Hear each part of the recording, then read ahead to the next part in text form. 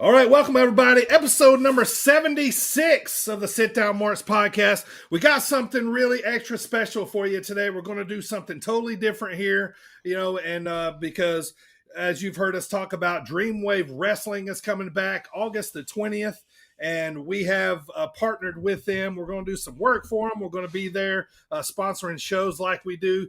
AJ and I, living in Illinois, couldn't be more excited about Dreamwave returning. You know, it's just a special part of wrestling in this area and just in the Midwest scene in general. And we've had a lot of chance to talk to a lot of Dreamwave guys. AJ and I, we work for Iron Spirit Pro. Brubaker is our current champion. He is an old Dreamwave guy. CJ Esparza as well. And then we've talked to Christian Rose and Hartenbower, but to really kind of dig down deep into Dreamwave and what they're about, why they're making a comeback, that kind of stuff, we had to go get Jay Repsel and talk to him. He is the owner, promoter, like you'll hear me say he's a one-man operation of Dreamwave Wrestling. Super excited, man, to be able to talk to him, and he had some really cool, interesting stories, and it kind of explains it all as to why he decided to come back, and he got the itch again. It was super cool to talk to him, man. What'd you guys think about talking to Jay? Yeah, I really thought that it was cool getting to know how he talked about his original promotion and how 10 years later it was the inception of the first iteration of Dreamwave, and now we're talking about the resurrection of. It was really cool just hearing all his different takes and his how his brain works with the business is pretty neat. That was, man. And like I said, I'm super excited.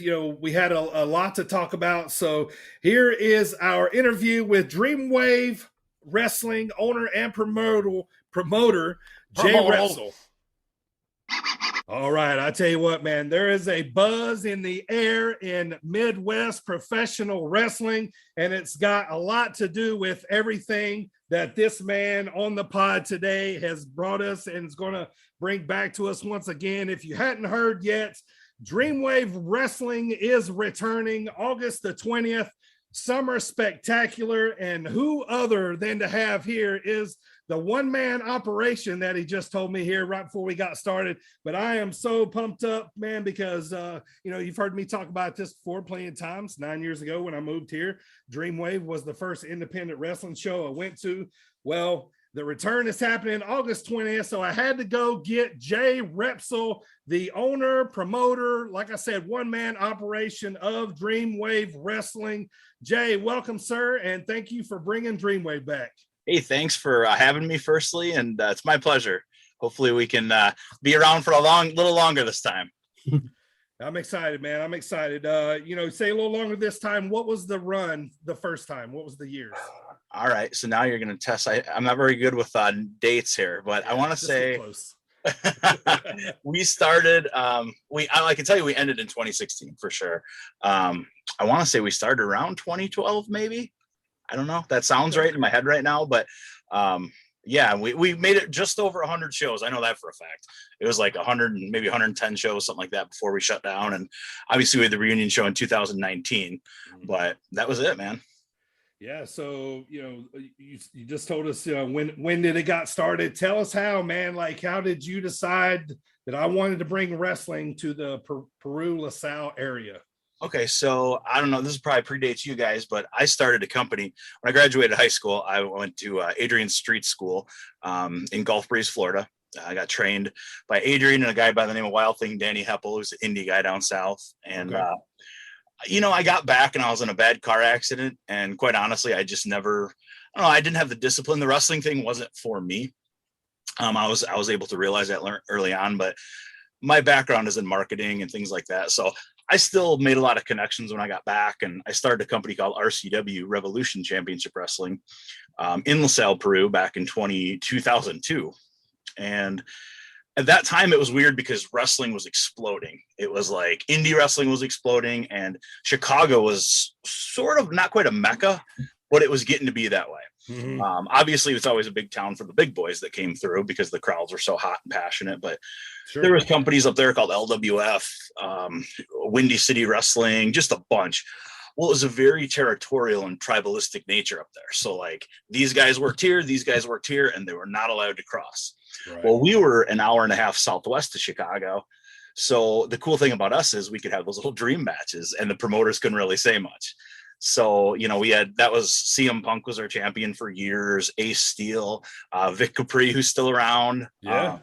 You know, we had a hell of a run then, and we shut down, I think in 2005 or 6 when the business started to get a little cold for a minute. And then anyways, fast forward, we always had that itch. And I was young, man. I mean, I was 21 when I started RCW, and it's a very successful company, but you know, we partied the gate away at the end of the night. I mean, where you at? What else you supposed to do at 21, right? Come on. Yeah, that's right. We didn't make the best business decisions then, but I mean, we had a good reputation. And anyways, fast forward to when we started Dreamwave, everybody, the same crew. I've always had the same crew of people as far as behind the scenes go that help us out with production and things like that. And cool. It was just time, man. We got that itch, and you know, things were getting hot again. And one day I was just driving. I was like, man, I really want to do this again. And you get that bug, you know, I'm sure you guys have heard the wrestling bug bites you, and it don't stop, you know? And so to scratch that itch, we kind of did the same thing again. I literally bought a ring. I was not much older, but older. And I was fortunate enough to be in a really good financial position to, you know, be able to bankroll the shows, and just in case they didn't go well. But luckily enough, man, we built a really solid base on a really simple formula, and it proves to still work to this day. So that's really cool, by the way, about the, you know, both companies. But in 02, what are in 2012, the difference between the two starts, like the two genesis of both companies? What challenges were in 02 that maybe were a lot easier on the startup in 2012? Well, like I said, I was really young, and I had connections, but like it was a different time then, right? Like the internet was around, but it was in sort of its infancy. You know, you didn't log onto Facebook and everybody's booking you. Right. It just wasn't that this way. is pre-social media, right? Exactly. So this was around the first, remember the WWE Tough Enough, WWF Tough Enough. It may have even been at that point. I don't remember, but it was on MTV. So with my marketing mind, we were trying to find the guests, and we had a local promoter and back then that was like, he was bringing in the Honky Tonk Mans and the Jimmy Snukas already. So we wanted to do something different. We wanted to catch that younger demographic. So Tough Enough was starting out, and I was thinking MTV, let's get that MTV audience. Well, they had that Josh Matthews, who was a contestant of the first season. So we booked him for our show, and actually had a hell of a ticket sales and stuff. And that was even before online ticket sales. We were dropping them off at various bars and restaurants and things like that. Oh, wow. Yeah. And so you didn't really know your gate or your numbers. You'd go in and ask how many tickets we sell, and annoy the piss out of them. But anyways, about 2 weeks before the first show, Josh Matthews canceled on us, and we're like, well, shit, what do we do now? We had TV spots running and everything. So my wife actually found, I don't even know how to this day she did, but she got a hold of Road Warrior Hawk. And just happened to, she's like, here's this number. So I call him, and I'm this green kid. I don't know, like, you know, I've met like wrestlers before, but I don't care what anybody says. It's intimidating. Like I call him up, and I'm like, his phone rings, and it's like literally you dial his home phone because, you know, I didn't have a cell phone number. He answers. He's like, hello. And you can tell his voice right away. It's right away. Yeah. Oh, shit. So I'm like, hi, you know, I want to book you for my show. And he's like, oh yeah, let's do it. Just the coolest guy in the world. And so anyways, that was kind of like the big story of my first show. And, you know, I'm like, man, I hope people show up. Well, 350 people showed up that night, which was a really good house at that point. You know, we did a really good show and whatnot. But fast forward to the Dreamwave inception, and we had a lot more planning. It was like, you know, we sat down before. It's like, hey, let's buy a ring and do a show. Well, with Dreamwave, when it came around, we literally sat down. I was like, what do you guys think of this name? You know, we didn't have a focus group, but I'd call my buddies and be like, what do you think of this? Right. You know, a little more time to get things going and have a business plan, a business model, and things like that. And the internet was around a lot more, so it was easier to the world was smaller. It was a lot easier to get in touch with people. So that made things a hell of a lot easier. And social media has been, it can be a bitch. I mean, it can be the worst thing in the world, but as far as advertising goes, I mean, it gets the word out, man. It's really helpful. And, the game has changed a lot. We used to hang posters over town and, that's how we promoted. And we still do that to a degree, but you know what I mean? The internet moves a lot faster than our feet do. That's for sure. So. Yeah. You just send it out with your fingers instead of running and actually, and then you got to ask somebody because you put the poster up, all that kind of stuff. So yes, a lot to it. So let's talk about the venues. I remember it was the Knights of Columbus building. Is that a no-go anymore? Is that a possibility? Maybe. What do you think? No, so that hasn't been announced yet, but we'll make an exclusive here, I guess. Hey, there is going to be. We've got a partnership with Lou's the Grotto. The owners of that company, the owners of that restaurant, she's a concert promoter. I mean, she's had Kid Rock, Willie Nelson, Tim McGraw. She's national touring acts. So. Sure. She reached out to me. Her son is obviously, I don't know if you guys know, but 12 gauge. He's a wrestler, and he trained with Zawa, and then he went and trained with the Black and the Brave. And so she's got a vested interest in the business. So they contacted me in regards to doing an event or helping with an event, and things kind of spitballed. So there are going to be more Legrado shows. In fact, we'll probably announce it eventually, but this year we're going to have at least one more. And those are outdoors ones, so there's limitations. Sure. Obviously, we're talking about some other business ventures with them in regards to wrestling, but next year we are going to return to the Knights of Columbus. That's our home base, man. And when that's our atmosphere. I mean, I'm not comparing us to anything, but every company has their arena, the ECW arena and stuff. That's sure. There's nicer venues. There's newer ones that are a little more convenient, but I mean, I think that building is the heart and soul of Dreamwave personally. Man, I do too. I mean, I've been there for shows. I couldn't agree more, man. There's just something about that building. The acoustics are perfect for wrestling, and you're kind of on top of each other without being on top of each other. Like it's great. It says independent wrestling to me, honestly. Like in just a way to describe it. So you said you got the itch to return, Jay. What are the boys saying? What's Brubaker, Christian, Hartenbower, those guys, that's part of that core. I mean, I'm sure they're all behind you, but when you got the itch and you started making those first calls about the comeback, did it feel different this time with the boys? Does it seem a little more exciting this time? Like, what are they saying? They were excited. It's a little bit more difficult. We talked a little bit about challenges this time. There's a lot of companies running right now. I mean, you throw a dart at a calendar and there's an indie wrestling show that day. And every day.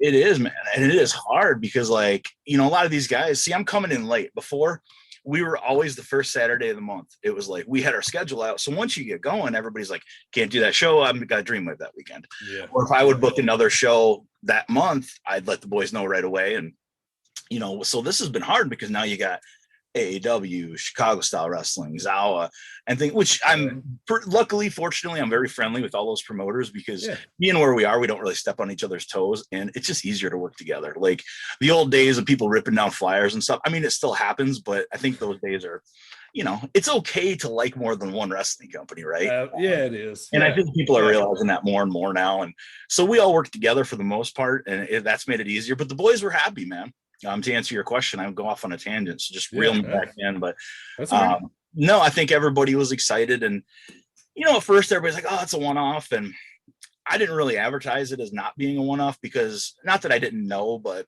I wanted to focus on August 20th, firstly, because I didn't want people to think it was a cash grab or something like that. Because honestly, it's not. I mean, we did that show, back in 2019, and we upped the ticket price a little bit because it was we feel we could, and we knew people were going to be coming out to the shows, but this time it's like we're trying to go back to our roots. Like we're selling tickets for $20 for a family event, and I think it's just a good experience. Like I love to create like an atmosphere where you can bring your kids and whatnot. And, you know, dad can, I always say this, but dad's leaning against the bar, having a beer while the kids are running around watching the show. And it's just, sure.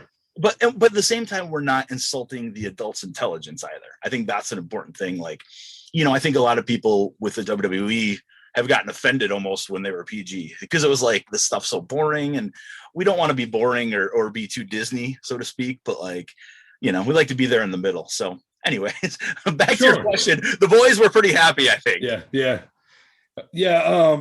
We had just had Christian Rose on a couple of weeks ago. And he said that Dreamwave Wrestling is not Dreamwave without him, you know. So I knew he would be pretty pumped about this, you know, when we were talking about this show coming up. And, you know, I want to tell you that. Oh, sorry, I didn't mean to interrupt you, but he and I made a lot of money together. We, you know, I saw a promo of his, and I was like, this guy's perfect for what we're trying to do. And you know, when we reached out to him, and I think he was excited to hear from us, and I was excited that he wanted to take our dates, and we became very dear friends, and we worked together. And, you know, he helped Dreamwave a lot, and I helped him a lot, I think, become a little more, you know, a little bit notoriety wise and legitimacy wise. Mm-hmm. So we owe a lot to each other. Yeah, man. And so kind of stepping back to Lula Grotto's in Peru, it's kind of cool to see how all that came about. So you know, was the plan always to have an outdoor show, or did the partnership with Lou here kind of make it into an outdoor show? Well, did you guys run any outdoor shows before? Oh yeah, we do. We hit like the summer circuit. Like whenever someone would approach us about doing like because Dreamwave's a great thing for like a Saturday afternoon at a fair or a carnival. It's something for all ages, and you know, the beer garden bands are great later on, but we always were a good fit, I think. Yeah. So we did a couple shows at Celebrate LaSalle, Utica, Atonica. We've been all over. But no, actually, we talked about maybe bringing Dreamwave back a little bit during the pandemic, but that kind of put the brakes on everything, because you know, it was a little terrifying from a business perspective. Well, you know, and then when she approached me about doing the show, and, you know, I twisted my arm a little bit too much, and it was like, all right, fine. Sure. So I always joke that she had to be very convincing to get me to leave my pool on a Saturday afternoon in August. But I know, right? This is a 3:00 show here on Saturday, so that's right. That's right. You know, she wanted to do it during the afternoon just for the reason with kids and stuff like that, which I get. Yeah. But we are actually going to announce pretty soon. We're doing a pretty big after party afterwards and stuff right at the venue, so it should be a fun day, I think. But outdoor shows are fun. They feel a little less. You know, the Knights of Columbus, like you spoke about earlier, is really great.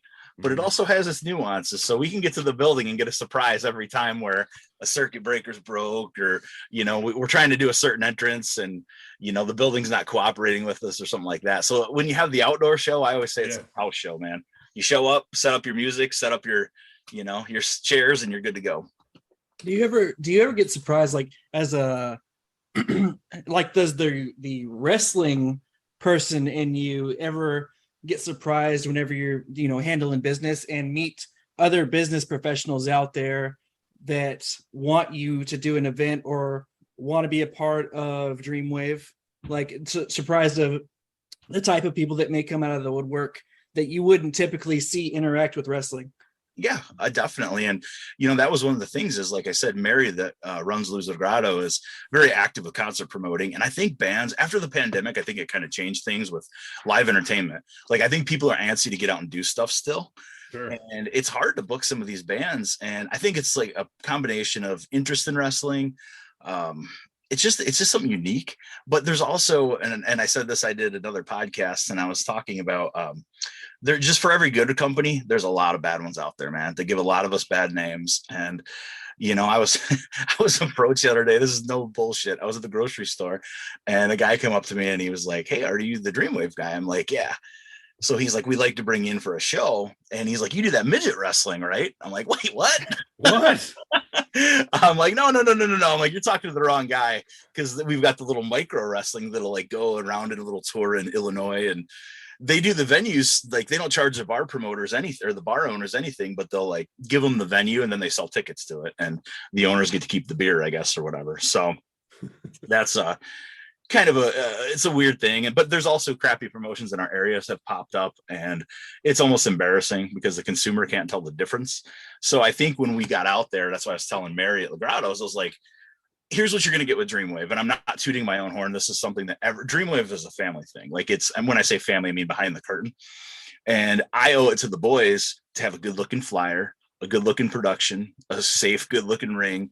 You know what I mean? Because there's just a certain stigma that comes with the company and that's why we get a lot of respect on our name when we reach out to people as well, because people know that we're for real and it's not a bullshit company with, a small ass ring that looks like garbage. And, I think the bar owners and people like these business people do recognize that. We work with the mayors of LaSalle and things like that. But yeah, it is weird to work on wrestling with a business person. It certainly is. So, right.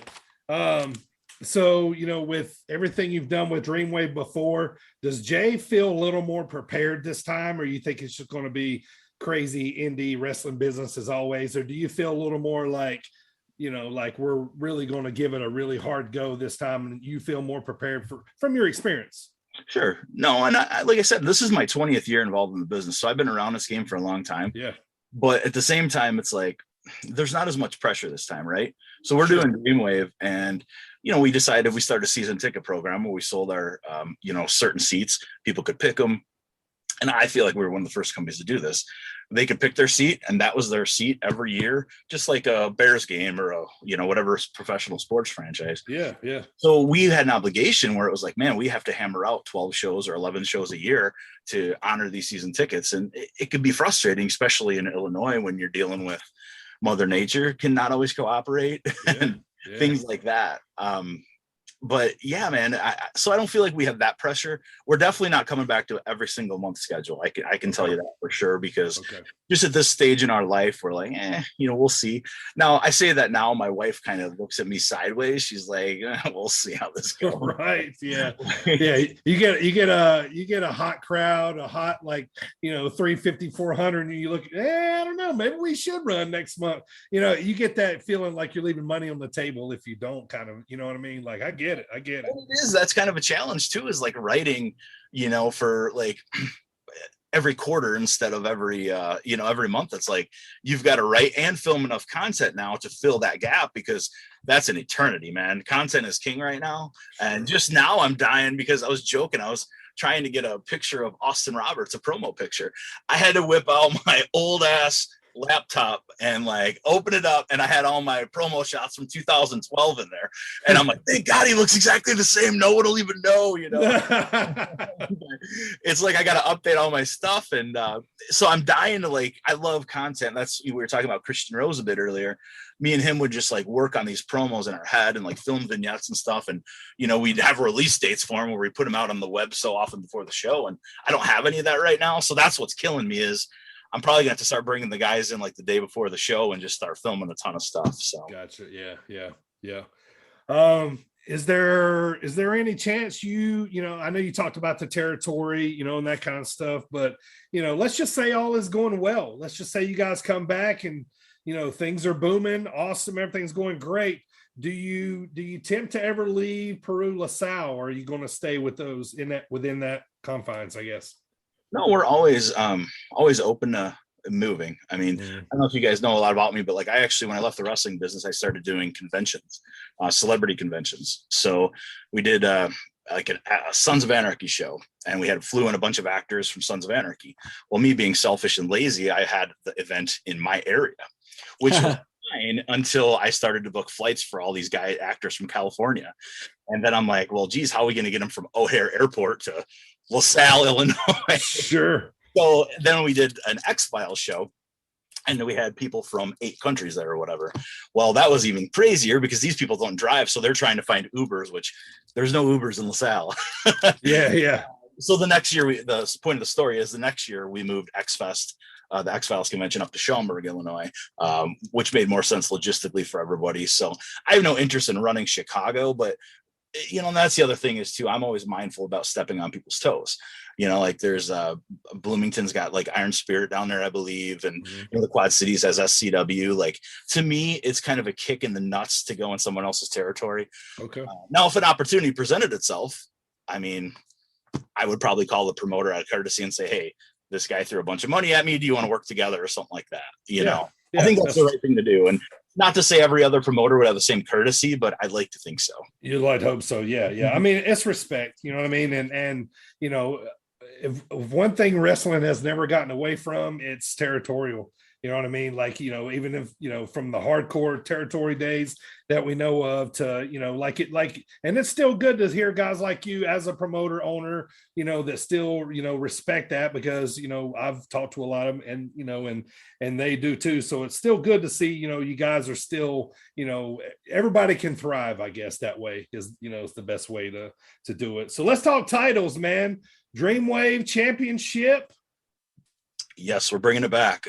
Bring it back. Okay. Yeah. And I felt like, you know, we needed a hook, you know, for the show. And I thought it was kind of neat. And when we announced it, it was kind of our way of saying, hey, this isn't it. Because why would we crown a champion for one show, right? It's kind of silly.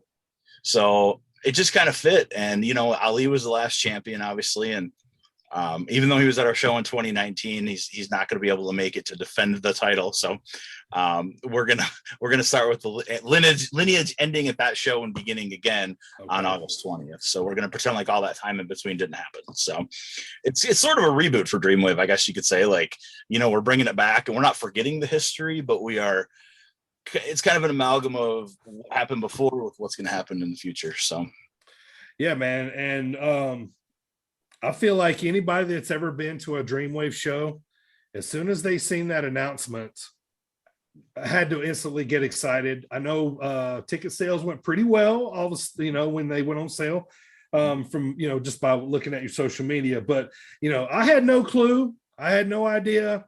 I took a shot in the dark a while back when I was talking to Hartenbower. I asked him, I said, hey, man, I said, is there any chance we'll see Dreamwave Wrestling this year? And he paused, and then he paused again, and then he said, yes. And I was like, say no more. That's all. You don't need to say anything else. Man, he sold me out. He did.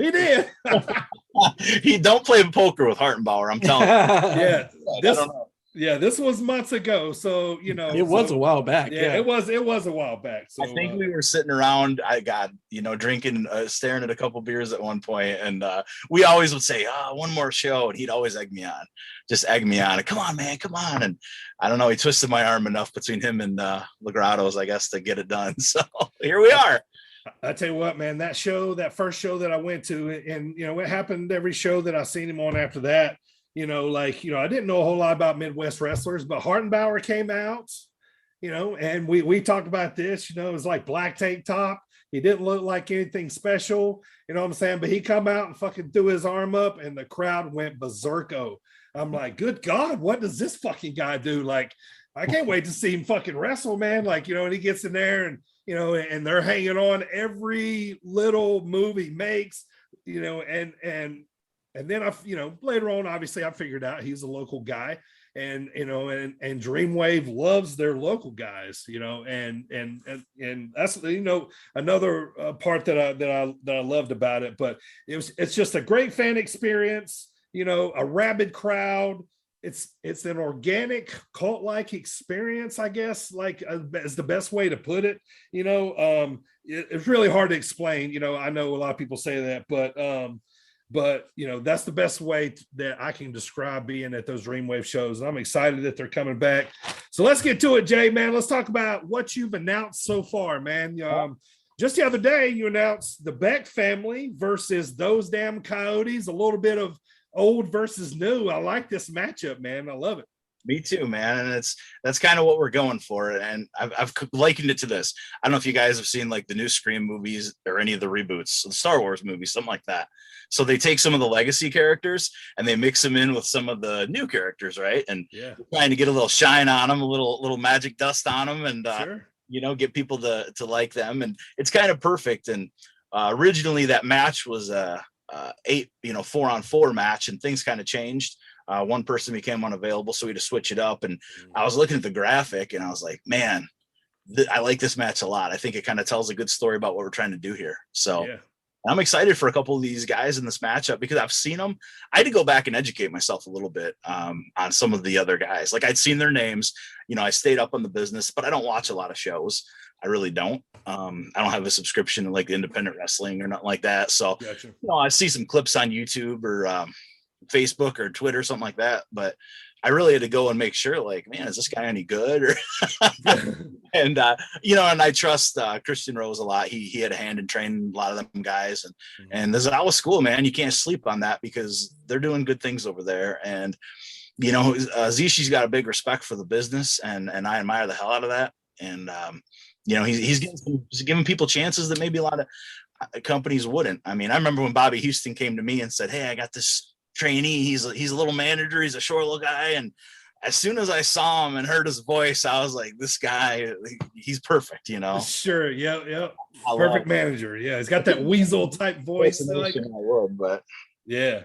Yeah, great, man. Yeah, man. So that'd be a nice matchup, man. Damian, Berna, and Connor, man. They're hungry. The Beck family. If you watch Dreamwave, you know those guys. Mason's been getting a little more, outs here lately. So, but let's talk about Hammerstone versus Bucky, man. This is an interesting matchup. Love me some Bucky now. That's my guy, and I'm excited to see Hammerstone down in Dreamwave, man. This could be an interesting match here. Yeah, so this is kind of more of a throwback to what we used to do in Dreamwave. So we would always bring in like an indie darling or somebody that was kind of like getting a little hot, and like the Young Bucks, we'd bring them, but we'd always pair them because there's no point. Like a lot of companies, and I won't name names, but they'll bring in people that are like names and put them against other names, and that does nothing when they leave because a lot of times they're not going to be there next month, right? So what I want to do is I want to give a little rub to my guys, or you know what I'm saying? So you've got something once that star leaves or whatever. And I've worked with Hammerstone a lot, not saying this is going to be his only appearance or anything like that, but yeah. Bucky works his ass off in there, man. And Bucky needs to get his flowers. And absolutely, for whatever reason, man, I don't know. He didn't like a lot the last time we did feature him a lot, but I love him as a heel. I love him. He's just, he gets it, man. And you know what? His peers respect him so much, and everybody loves Bucky. Like he's one of them guys that when he's wrestling, they're like easy for me to say. People are peeking through the curtains and watching the match, watching the monitors and stuff. Yeah, man. Bucky, we talked about it on the pod plenty of times. He's been actually a guest twice. Definite cool guy, friend, but probably the most. People that watch him know, me, but probably the most underrated guy on the indie scene. Like he is that good. Yeah, I love that he respects the business, loves the business. Yeah, and as a heel on the indies, man, doesn't get much better than Bucky, man. He knows those little tricks and things to do, as a heel. So yeah, so this is going to be interesting, man. Little power versus speed. Yeah, definitely. And I saw a couple of people wishing Bucky dead and a couple of people praying for him after that was announced, but I think he'll be just fine. All right, next up, man, we were just talking about him here. We got 12 gauge versus CJ. Everybody knows of CJ. He was, in the tag team division in Dreamwave for a while, and now he's back. And against an up and comer like 12 gauge, man, this could be a sneaky best match on the card here. 100%, man. I'm pretty fired up about this one. I always like the old WCW cruiserweight matches where they, not just cruiserweights, but they would open the show with a fast-paced matchup. Yeah. That's kind of how I came up, and you always want to throw something out there fast-paced, get the crowd going, and not to say that's going to open the show, but this might steal the show. We're pretty pumped about that one for sure. Yeah, and Engage, another actual, I think he's actually from Peru, so here's another local guy here on the card. So Dreamwave crowd's going to love him. So how about this next one, man? Talk about an indie darling. If he is Mr. Independent. How about you booked Eric Cannon versus AEW's own Max Caster? Now Max gonna, is he gonna cut a little rap here maybe on Eric? Like, I'm here for it. I would count on him, brother. I would count on it. This match was originally supposed to be Colt Cabana and versus Cannon. We announced it. I don't know if anybody saw that, but it was real brief. So anybody that had our notifications on saw it. Colt was one of the first people I booked. And then all of a sudden we announced it, and he must have got the notification, and he calls me, he's like, dude, AEW, they didn't pull him from the show, but he's got a commitment with them that he has to honor overseas. Yeah. So that being said, I had to hurry up and take all the social media, which of course I wasn't home. So I'm trying to pull over and hurry up and take it down before anybody sees it. Sure. And then we're like, you know what?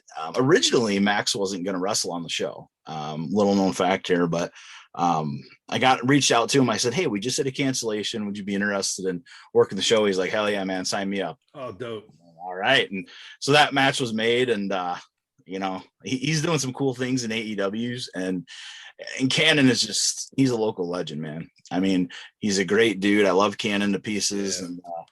And we've done a lot of work together in the past, and I'm really excited for the matchup. I think it'll be cool, and we'll get a lot out. Each guy will get a lot out of each other in that match. So yeah, I love seeing Eric Cannon, when he comes down from Minnesota for the shows, man. So, all right, so there's 4 matches announced, man, and now we got the Dreamwave Championship here. I don't know if you want to call this a 6-way scramble or a 6-man match, whatever, but we got Vic Capri, Marche Rocket, Acid, Christian Rose, Brew Baker, and the local guy, Hartenbower here.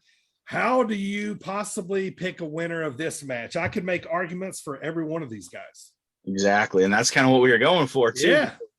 I mean, you're crowning a new champion. I didn't want to do a tournament. I think that nothing wrong with tournaments, but it's been done to death lately in wrestling, and we want to do something a little different. So we thought about maybe doing some qualifying matches or something, but hey, we're short on time. We don't got no time for no bullshit. Just throw everybody in there. Let's have a winner and have a Dreamwave champion and pedal to the metal, right? So that's kind of our thoughts on that. And we did take our time selecting. I mean, everybody in there, I believe, is a former champion of some sort. Yes, they are. And the only one that's not a former Dreamwave champion would be Hartenbower and Vic, meaning the Dreamwave championship.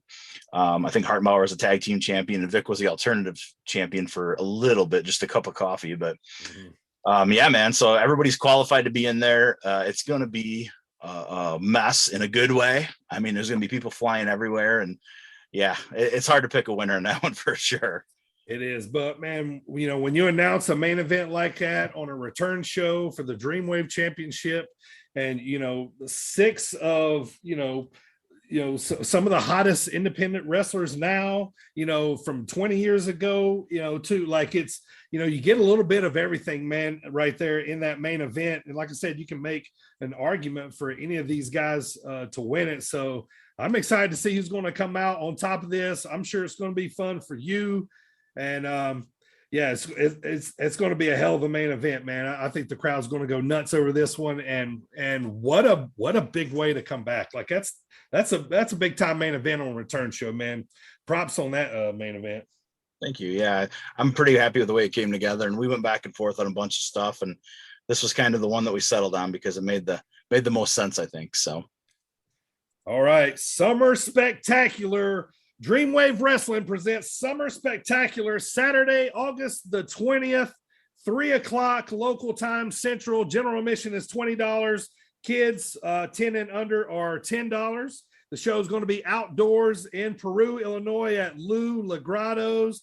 Jay Repsel, the owner of Dreamwave Wrestling, bringing back Dreamwave Wrestling to Peru, La Salle area, man. We couldn't be happier, dude. I'm excited. Thank you so much, man, for having that itch to want to come back, man.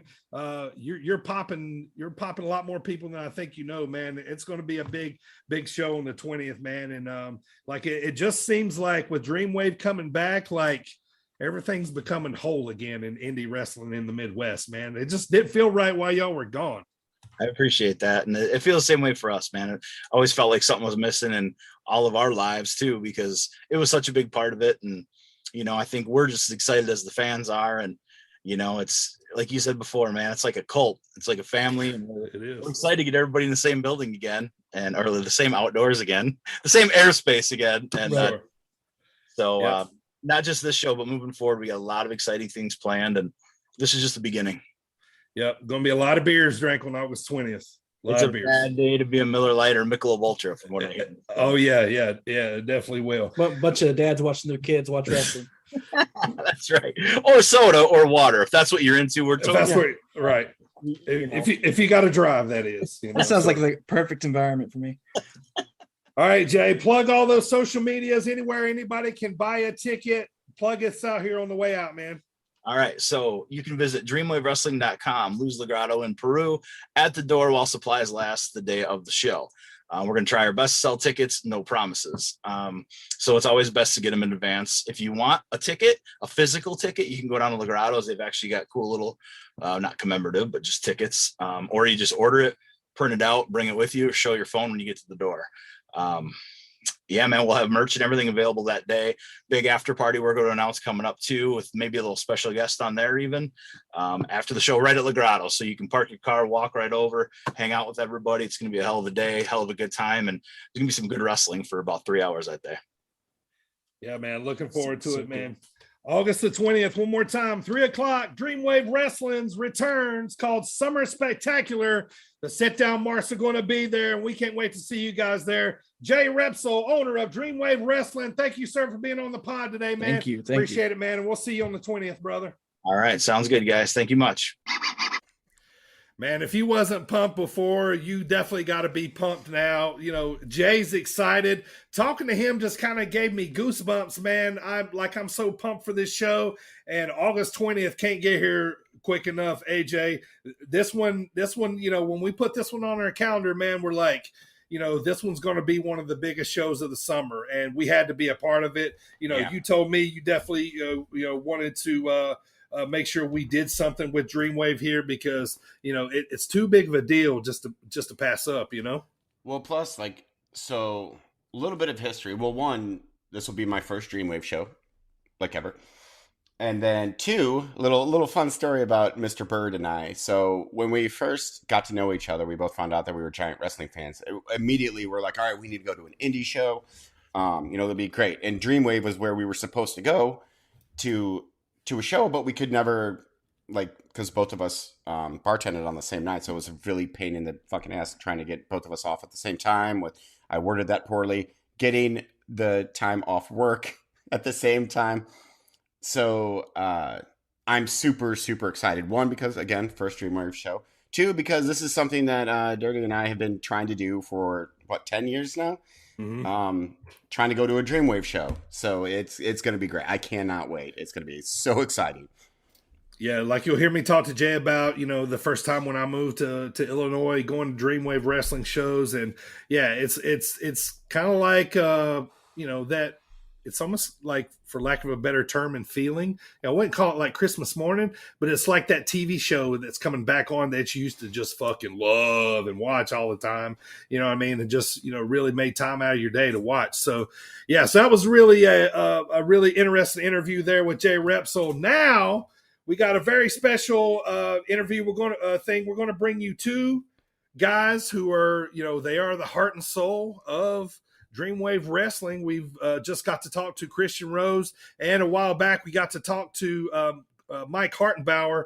And so, and these guys both talk about Dreamwave Wrestling here. So, and this was before we knew that Dreamwave was coming back. Well, with Christian, we knew it was coming back, so we got to talk about it. But the Hartenbower interview was before. So, but yeah, check this one out here. If you hadn't heard this one already, this is one of the best interviews we've had. This guy's got more nicknames than, anybody you'd ever know in independent wrestling. And, he's just a fun guy to talk to. So, and he's going to talk a lot about Dreamwave Wrestling too. So here's our interview with Christian Rose. All right, everybody. I'm excited for this one. Today's guest, he's had a few big months. Well, he's had a few big 6 months probably as a wrestler on the independent scene. And today he has had today he's here to talk about it. And he's got a lot of gold to prove all of that success. He is your current Journey Pro and Rocket Pro wrestling champion. I've seen this guy a lot in Zawa and at St. Louis Anarchy. He is old evil from those damn coyotes. Christian Rose, man, thanks for being on the pod finally, man. We appreciate you coming, brother. Pleasure to be here, man. I said something about it off air, but I apologize for being late. I work a lot. It's okay, man. That's why we're here to work around your schedule, man. For sure. Yeah, we have it's Sunday night. We don't have shit to do tonight. Oh man, you're lucky. Yeah, but like I said, man, thanks for being on, man. I mean, you got to be feeling pretty good right now, man. You're running around as champ, and not a lot of people in independent wrestling can say that, man. You're holding 2 pretty prestigious titles right now. Is this the summer of Christian Rose? Is this what's going on here? I mean, I think it's definitely one of them. I've been around for a good long while, and like I always talk about how like certain wrestlers, you hear the phrase "so and so in their prime." And I go, well, there's a lot of guys that had multiple primes, Flair, I think, is one of those guys that had multiple primes, peaks and valleys, so to speak. But yeah, I think summer specifically of 2022 is one of mine, and I'm loving every second of it. Well, tell us, Christian, you said you've been at it for a while now. So what year is this for being in the wrestling business for Christian? Oh man, my first match would have been in March of 2006. Wow. Okay. So yeah, we're at 16 years. 16 right? years. Yeah, I believe we got our math right there. Yeah. Okay. Holy hell. Nice. Made you realize it too, huh? Yeah, I actually hadn't thought about it for a good long bit. Jesus, I'm getting old. We're allowed to swear on this show, right? Absolutely. Let her fly, man. We don't care. Fucking A. Yeah, fucking A. We say it all. Yeah, my first match would have been in March of 2006 in a little town called Salem, Illinois. It was not good.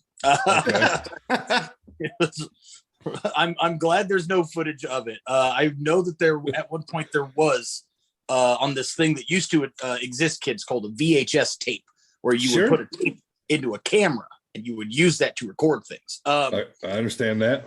You had to like rewind those and stuff, right? Like yes. Before you took them back to the video store, or you get charged. Yeah. Video store? Dude, Never mind. What a sham that whole "Be Kind, Please Rewind" thing was. It was, dude. It was.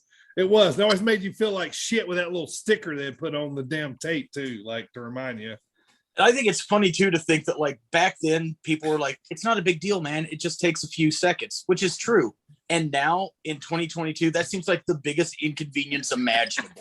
Yeah. Like, how dare you ask me to take 40 seconds of my life to restore this to the way it was when I borrowed it from you? Right. Who am I to do that? So, all right. So yeah. So it's been 16 years. You talk about your first match. Are you still doing a little bit of coaching now at the Zen of Wrestling Academy? Still doing some of that? As much as I can, yeah. Like I know I mentioned a minute ago, my work schedule right now is absolutely bonkers, but it still allows me to have the weekends off, so I can still have my bookings and everything. So yeah, I do training as much as I possibly can. It's just super busy, life stuff at the moment. But I think now what's crazy is the first gen, so to speak, of Zawa students that I trained are really like stepping up and helping train along with some of the other guys that, are there, like Judd is a local guy who's been around for a while. Yep.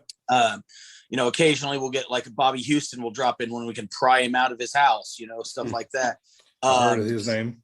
He's great. Bobby Houston is one of the most underrated guys that the state ever saw, and just consummate professional. So, I mean, we've got a good rotating gaggle of guys that are experienced. And like I said, those first students are 4 or 5 years in at this point. So, they're teaching the same stuff that I taught them. So it's kind of that like grapevine effect, I guess. But yeah, I pop in as much as I can, and I always work on like the details, the basics, the fundamentals. I'm big on the subjective nature of wrestling, because I always try to teach my students, hey, this is the way that I was taught, or that I learned it from here or from there or from this guy or that guy. Not going to say this is right or wrong. There's countless ways to do this, but this is the way I'm going to show you how to do it. There's only a few things like that I'm a stickler on. Like there's one or two different versions of headlocks, and I'm like, if there's one of them that I just can't stand, it's hard to describe on an audio medium, but gotcha. You guys lock your fucking fingers together on a headlock, or I will come through that curtain and start fucking kicking at you. Like it's not a lock. Style? It's not a lock then if they're not locked, right? Well, right. That's my take. Like there's this one that's real popular, and it just looks like you've got like I think it's called an S grip. It probably is actually more realistic, but like the person's basically holding their right fist straight up in the air and their left arm goes around the head. And then their left hand is in the crook of their right elbow. It looks cool. I hate it. I just hate it. I'm not saying there's anything wrong with it. I'm sure it works great for people more successful than me. I just can't stand it. Yeah. So I mean, really, go really, ahead. that's got to make you proud, though. Like when you see, you know, these students that you taught, that, you know, they're taking what you taught them and they are now teaching others. That's got to feel pretty nice inside. Oh, big time. I love watching any of my guys work matches, and I can see them because they're all very different individuals, which obviously, and they all have their own, even at this point, you know, their styles and their quirks and their mannerisms and whatnot.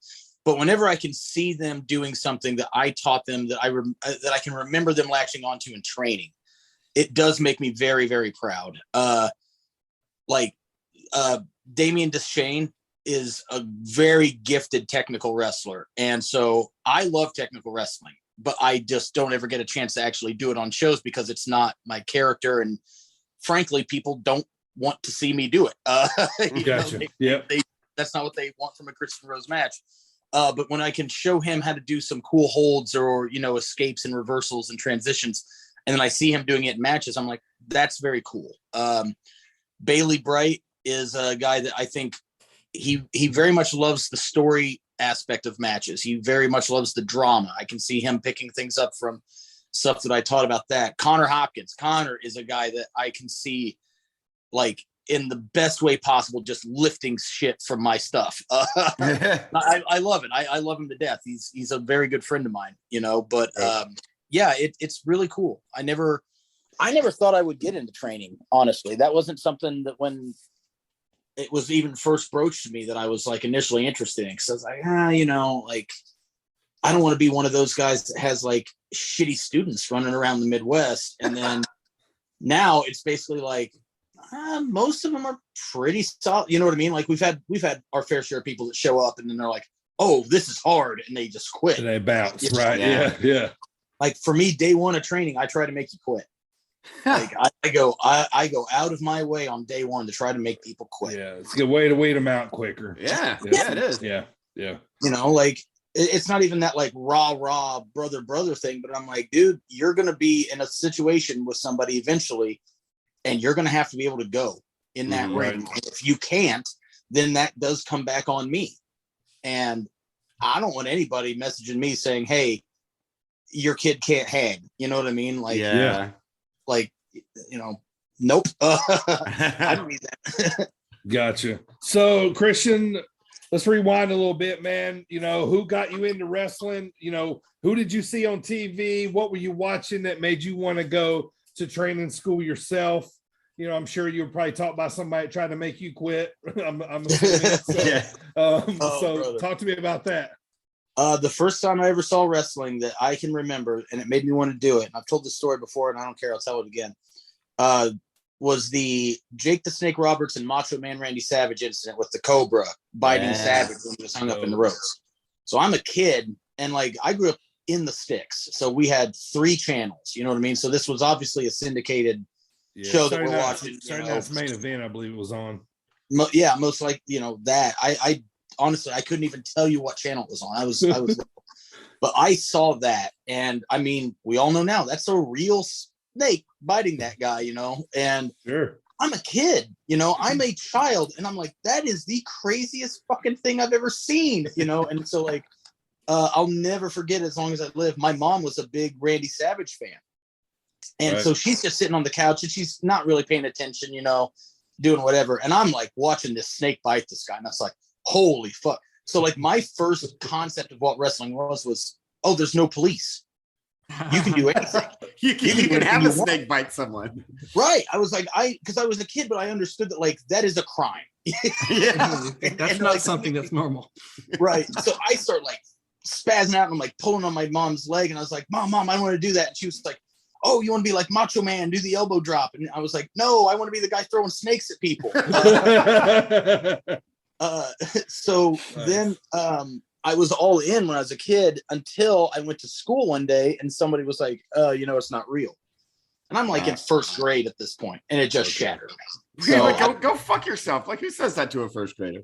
well, it was another first grader. The Like, it was same just- guy that told you Santa Claus wasn't real either. Same Yeah. guy. So That kid was a I dick. fell out of it. At that point, I didn't watch for like most of the 90s until the Attitude Era. And then my dad had remarried, and I had a stepbrother who was in the same grade as me, which in a town as small as mine was pretty easy, honestly. I come downstairs and he's watching Raw one night, and I'm like, oh man, I don't want to watch this because I'm still like bitter, like, oh, I was lied to, when I was a kid. Yeah. Oh, yeah, And he's like, yeah. dude, I know. I don't care. It's just awesome. And I was right, like, yeah. and but I didn't know that you could do that. Right. I didn't know That's you an could have that option. So I was like, oh, okay. So I sat down, and then, man, I was just hooked hard. Sure. I would record, because when I was 16, I started working. I got a job. So I would record Raw on a tape, come home. I would get home at like anywhere from 11 to midnight, and I would stay up and watch the replay of Nitro when they would just run the replay like immediately after. Oh, yeah, I remember that. Uh-huh. Yeah. Pass that and watch the tape of Raw. So like every Tuesday, I'm still in high school. Every Tuesday, I'm coming into school just dog ass tired, and people are like, you okay? I was like, I stayed up until 4 o'clock in the morning watching wrestling, and they're like, Yeah. you don't need to do that. But yeah, and then I'd watch ECW when it got on TNN, or there was a syndicated show that we could sometimes pick up out of Indianapolis on like a channel that, sometimes the antenna would get. Yeah, and I was just all in on it. And then I didn't know about the independents really until I started training. And I started training. I went to my job one day, and a buddy of mine that was all about wrestling as well was like, hey, man, do you know there's a training school in a town called Paris, Illinois? It was only like, from where I grew up, it was only about 45 minutes. And I was like, what, for real? And he's like, yeah, I'm going to go on Sunday. You want to go? I was like, fuck yeah, I want to go. So that was what got me started. That place, it was super local. The guys did the best they could, but like, at the time I didn't know that they didn't really know. No, right. Yeah. I just want to be in the ring. They have a ring. Whoa. Yeah, Yeah. exactly. It's like a real wrestling ring. Well, that real wrestling ring was 14 by 14 feet, and it was homemade with concrete in the base of the ring posts. Oh. So, and no boards, plywood, and no padding, just carpet strips. And this, God. yeah, dude. This isn't me being like, back in my day or anything like that. Sure, no, right. We bumped on rocks and blah blah. Yeah, that's not my point here when I tell you that. I'm just saying that's what that was. And so they were all just local guys. There wasn't anybody of any real note or anything. And the first day we were just, learning the basics. And I remember I called a buddy of mine afterwards, and I said, and he was like, how was it? And I go, my head hurts so bad, I think I'm going to throw up. Like, I couldn't get it right for shit. I went back the next week, and it was basically the same thing. I was like, oh my God, I want this so bad, but I'm so bad at it. Sure. And so the third week, I remember I walked in, and I said to myself, if I leave here and I feel as bad as I did those first 2 weeks, I quit. I'm not coming back. This just isn't for me. And that third week when I left, I felt just a little bit better. Still not good, but and then it just, once I got those mechanics down, I was like, okay, now I'm feeling a little bit better. I'm not hurting, whatever. And I had already kind of taught myself how to do the holds and the moves just from being a nerd. Sure, right. So Yeah. Like, they go to teach us how to lock up, and I got it within like a minute, Right. and that's a hard thing to actually teach. And they're like, oh, wow, what about this? And I was just doing the holds because I just watched a lot of wrestling, You know how to lock up already? Yeah. I basically had that figured out. Like, they had to give Right. me like a couple of corrections, but I had that like pretty much off the bat. I think I Sure. needed a couple of things on a headlock, but like arm ringers and the wrist locks and the hammer locks, I was like, yeah, I know how to do that. Right, And I, right. again, they had to like tighten it up a little bit, but like for the, the basics of it, it's like, yeah, I can do that. And they're like, oh my God. I was like, holy cow. They're like, well, what about a suplex? And I was like, well, you hook them like this. And they're like, yeah, that's right. But you know what I mean? Like, I just had studied all of that stuff, like just watching it incessantly. I was a fan of moves, you know, when I Sure. first started. Right. So, Christian, so as of today, how would you best describe your style if nobody's ever seen you wrestle before? That's awesome that you asked, because I just recently was thinking about it and I coined this phrase. Okay. Technical brawling. That's the way that I would Technical describe it. I'm a technical brawler in the sense that I do moves, but it's mostly just fighting. Like I like to do stuff where like I do things sometimes that I view as like being like a trap, you know, like I did a thing recently where I was in the corner and a guy ran at me. I put the boot up, right? Mhm. Oh God, I kicked him in the face. Well, he comes back. I go for it again. He catches it. Nope. Inzaguri. So there's a lot of stuff like that for me where it's I try to just build a story based on the psychology of what we're doing. And yeah, man, I just like brawling. I am not the wrestler I thought I was going to be when I started at all. Right. Yeah. I had the vision in my head of what I was going to be, and I'm pretty far away from it right You but morphed yeah. into something else. Yeah, well, I thought I was going to be like a Dean Malenko or a Benoit, you know. Okay. Like Okay. I didn't want to talk. I did not want to talk at all, even though the trick is getting me to shut up. But yeah, man, I just wanted to do moves. I just wanted to be a submission guy and everything. And then as time went on, I was like, oh man, people kind of like when I just elbow and kick people, you know, and they like if I throw some cool suplexes or slams and stuff like. Yeah. So I'm always trying to come up with just new ways to do something violent, I think is the best way to describe it. Like innovative violence. Yeah, that's a good way to put it. Yeah. I like it. So, Christian, we've talked about it, man. You're 16 years, I think, roughly is what we said into it. You know, you're racking up some gold here. You know, you're very prominent in a lot of Midwest promotions. You know, like I said, we see a lot at Zawa and St. Louis Anarchy, and your champs at Rocket Pro, Journey Pro. You know, what does Christian Rose want out of wrestling the rest of his career looking right now? I'm sorry, I didn't mean to interrupt you there. No, I was just going to say, is there anything else? You know, are you good where you are? You know, or are you still on the thinking you want to go elsewhere? I'm pretty happy with the way that things are right now. I think that like my main goals at this point are to try to just help other guys, because like I started training at 21, which by modern standards is like late. You know what I mean? Like there are guys, you know, like, I mean, hell's bells, man. Like MJF is 26. You know what I mean? Like, and when I started out, I didn't have a veteran. I didn't have somebody traveling with me. I didn't have anybody helping me get bookings or anything. And again, that's not like a, oh, woe is me type of story. That's just what it was. So like my goal now is to just try to help those guys that, you know, need it, you know, like I like helping my students. I just had a thing at a show in Rockford for Adrenaline Pro. There was a cancellation, and there was a kid from Iowa named Jackson King, and he had rode along with somebody, and I was like, put him on the show, make him my tag partner. And he's only like I think he's only a year and a half in.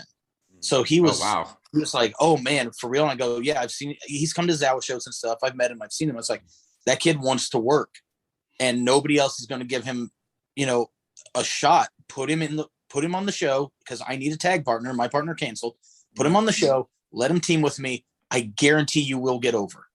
And the guy was like, okay. And so we did. We had a really good tag match, and the bit got over, you know, and he was very appreciative of it. And it's like, that's the stuff that I want to do now, where I want to help other people in the ways that I was not able to be helped. And there's a few points that I want to make so far as like what I think wrestling is, or maybe not what it should be, because I'm never going to say that, you know, ultimately it should be just something that makes money. But I think what it can be, a lot of the stuff that I've done at Journey Pro has been very, very story based. And I'll go to my grave saying that stories draw money in wrestling. Oh, you yeah. know? I Like agree. I can do some stuff, right? But I'm not going to get gift. You know, I'm not that type of wrestler. You know, you're never going to see me do cool flips.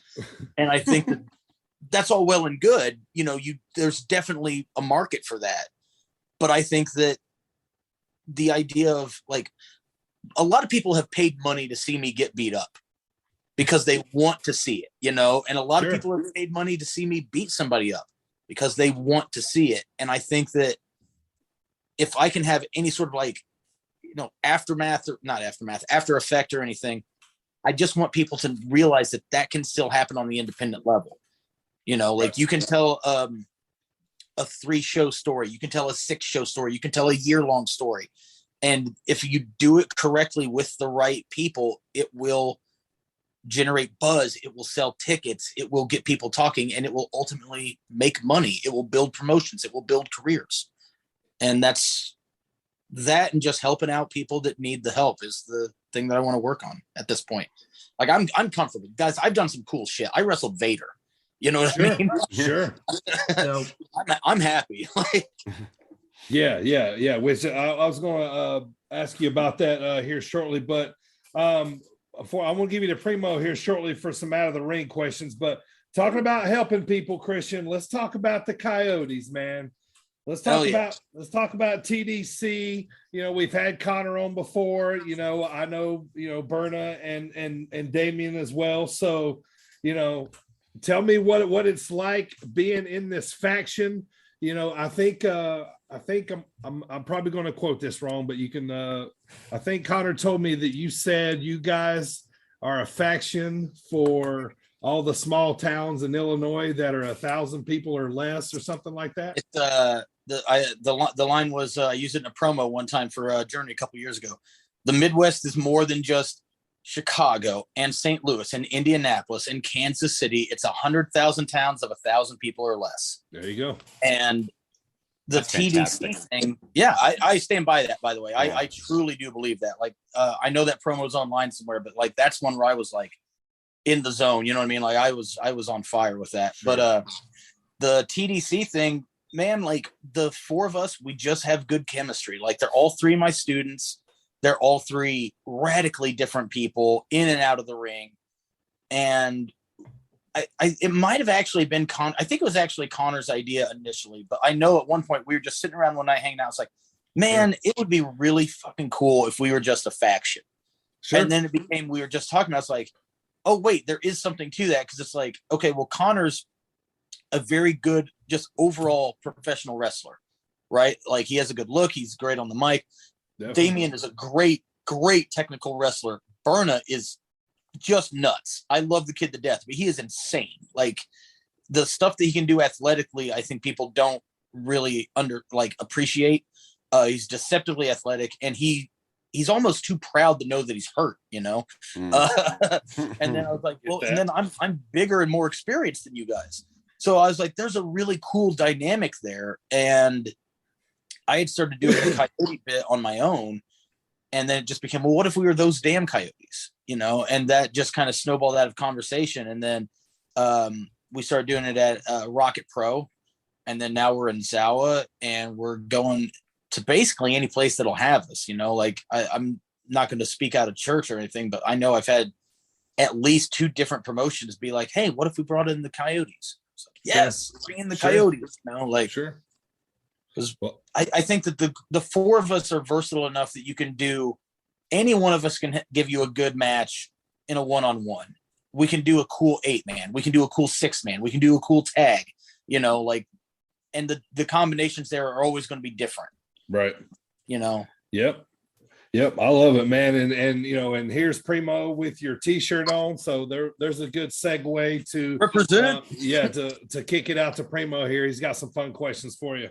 Yeah, I'm not even in Illinois either. I'm over in Virginia. So yeah, he's representing on the East Coast, Christian. Yeah, he's whole new market. Love it. All right, Christian. So we're gonna go outside the ring just a little bit here. Let's start off with a pod favorite here for the boys: Bruce Lee or Chuck Norris. Well, wait. Just in general? Yeah. In general, there's no prerequisite. Oh man, I got to go Bruce Lee. I think, yeah, got to go Bruce Lee. Yeah. Oh yeah, he made better movies. Sometimes I like watching trash. but Yes, yes. but Bruce That's Lee fair. made better movies. Bruce has made a hard comeback lately, so I'm happy. Yeah. For a long time, people were all It was going Chuck Norris. Like, no, you're all wrong. I mean, like the Chuck Norris jokes are funny, and Walker Texas Ranger. I mean, it's several seasons of the same episode of the show, but Yeah, there's your trash TV right there too. yeah. That theme song, though, that theme song slaps, as the kids Yeah, say. I mean, that's my, what reeled you in. it's my Yeah. childhood. Another one. We have a T-shirt of this one, so we got to ask: pancakes or waffles? There is a right answer to this one, by the way. There is. Yes, there there absolutely is Oh my not. God. There is not a right answer. There's an answer that AJ wants you to say. Yes, You there know is. what? I'm gonna answer, but then I need to explain myself. I'm gonna say waffles, God damn it. but here is why. Waffles don't happen very often in my life, so I view them more as a special occasion. Pancakes happen when I'm at a Denny's or an IHOP or, God forbid, a Waffle House. And I can do like 2 or 3 of them, and then I'm like, I don't want this anymore. Yeah, Sure. yeah. I Dude, guess that's acceptable, I suppose. It's By a the good way, it's explanation. also it's blueberry pancakes and or blueberry waffles. Agreed. So it has to be okay. blueberry. Okay. Yeah, All right. gotcha. Fair. That's Fair. a good segue into this next question, which I know you have a lot of miles traveled on you, so you've had a lot of diner stop-ins. But out of those 3, IHOP, Waffle House, or Denny's, which is your top pick? Denny's. Denny's. I agree with that one. Like the Denny's slam, by- over my slam head. burger. Denny's by a considerable margin. IHOP, then a steep cliff, and then Waffle House. Why do people love Waffle House so much? I don't understand it. I've never been to one because I always They're heard they're just gross. trash. They're like Just I've always, gross. I've always heard they're like the best trash place you can go to. Yeah. It is, I mean, but like the thing is that like I maintain that what they should do is just lean into that on their marketing and just be like, all of our cooks are stoned on Right. something. Maybe yeah. it's legal, maybe it's not. Our servers wander in and out of this place. Maybe Yeah. you'll get your food. Maybe They you might Yeah, check on you. right. fill up- You're probably going to see a for the experience. Maybe the food happens. Like, right. You're going to see a good fight while you're there between 2 drunk people, probably pissed off. So, or somebody's baby's mama or something. Come to Waffle House with only a 50% chance of food poisoning. I will say, any place that does all you can eat pancakes, it's one of the best scams ever. Because again, let's be honest, you're having 3 pancakes, Right. Yeah, and then you're done. Max. and then you're going to be like, oh, this kind of full, and this isn't that good anymore. Right. You're like, I'm on a sugar high. I Is regret it- my decisions. do you have any weird food combinations? And are there, additionally, are there any foods that you just won't eat? Any foods that I just won't eat. Mushrooms. Fair. Yes, I agree. I won't eat mushrooms. I will never in my life ever again have oysters on the half shell. Good. I like seafood. Tried that once. I was like, nope, just not good. Weird food combinations. I work at a restaurant, so I see a lot of these, and some of them piss me off, quite frankly, because I like barbecue sauce on eggs. Oh, that's cool. Yeah. I don't know if that's weird or not. If you haven't tried it, guys, try it. Is it scrambled or is it yolk? Like Scrambled. Yolk? It's I feel scrambled. like Okay. I feel like Okay. to some that could be weird, but I mean, think about like a slam burger, so a breakfast burger, or Yeah. or Right. even like I eat hot sauce and everything else on my eggs, so I'm there Oh, there yes. with you. Yeah. I'll see. I'm totally a barbecue sauce on everything, and I have put Right. barbecue sauce on eggs before. I'm more like particular about like just the way that I eat things. Like I eat eggs every day, but I only eat scrambled eggs. I like a good burger and I like eggs, but when people put an egg on a burger, I'm like, no, miss me with that. Yeah. I like pizza that doesn't have pizza sauce on it. Mm. So like, I mean, I'll eat pizza, don't get me wrong, but like I made pizza one time and it was barbecue sauce for the base, Ah, bacon, chicken, and pineapple. Delicious. okay. I know pineapple is a hot topic when it comes to pizza toppings, but goddamn, that was good, guys. Like, Yeah. I've had like buffalo chicken pizza with buffalo sauce on it. It's pretty good. Oh, Yeah. I love a pizza with barbecue sauce on it as the base. do you have any pet peeves that'll just like set you off? Like, like people that chew loudly or talk on speakerphone or some stupid shit like that. Or try to do stupid, headlocks that don't actually connect. Goddamn headlock. Slurp on a straw. People who don't know how a 4-way stop works. There we go. That's Here good comes one. some Midwest. Here comes some Midwest driving. I spend so much time at the wheel, and I'm just like, every time I come to one, I'm like, and I see other people pulling up, I'm like, one of you is going to fuck this up, and it ain't me. It's so easy. And then there's always that guy who's waving me ahead for no reason, and I want to be like, bro, you're here first. Yeah. You don't have to do this. You're not helping me. It's your turn. Get out of this goddamn intersection and live your life, Earl. Like, I can't stand it. Come on, Earl. I could be having the best day, and I will be coming up to a 4-way stop, and I'll see 3 other cars coming up, and I'm like, Oh, goddamn. I'll just give that big. No. There's going to be 2 people here that are going to get it. One of them is going to be me. One person's going to wait for the other ones to get it, and that 4th person is going to fuck this up. Right. All right. So, would you rather it be a roundabout? What's your feelings on roundabouts? Yeah, I love roundabouts. I initially was fervently against them. My town actually just recently put one in the past couple of years, and I was like, okay. "Oh no, we're all going to die." And now I'm on board. I am right. on board. Like, Okay. I have been converted to a believer on the roundabouts. Yep. It fixes the awkwardness of the 4-way stop, right? Yeah. And if you fuck up and miss, you just go around and It's one of those do it where, like, again. I know, one more time. The first time I ever kind of sort of dealt with them, even though I wasn't driving, I did a tour in England back in 2017 for a place called Mega Slam Wrestling, and there obviously roundabouts all over. Yeah. So the first time I saw one, I was like riding up front of the van, and so we've got like 8 guys and a ring in this van, and I see a roundabout, and I was like, "What fresh hell is this?" They're like, "What do you mean, Mike?" And I was like, "How do you know where you're going?"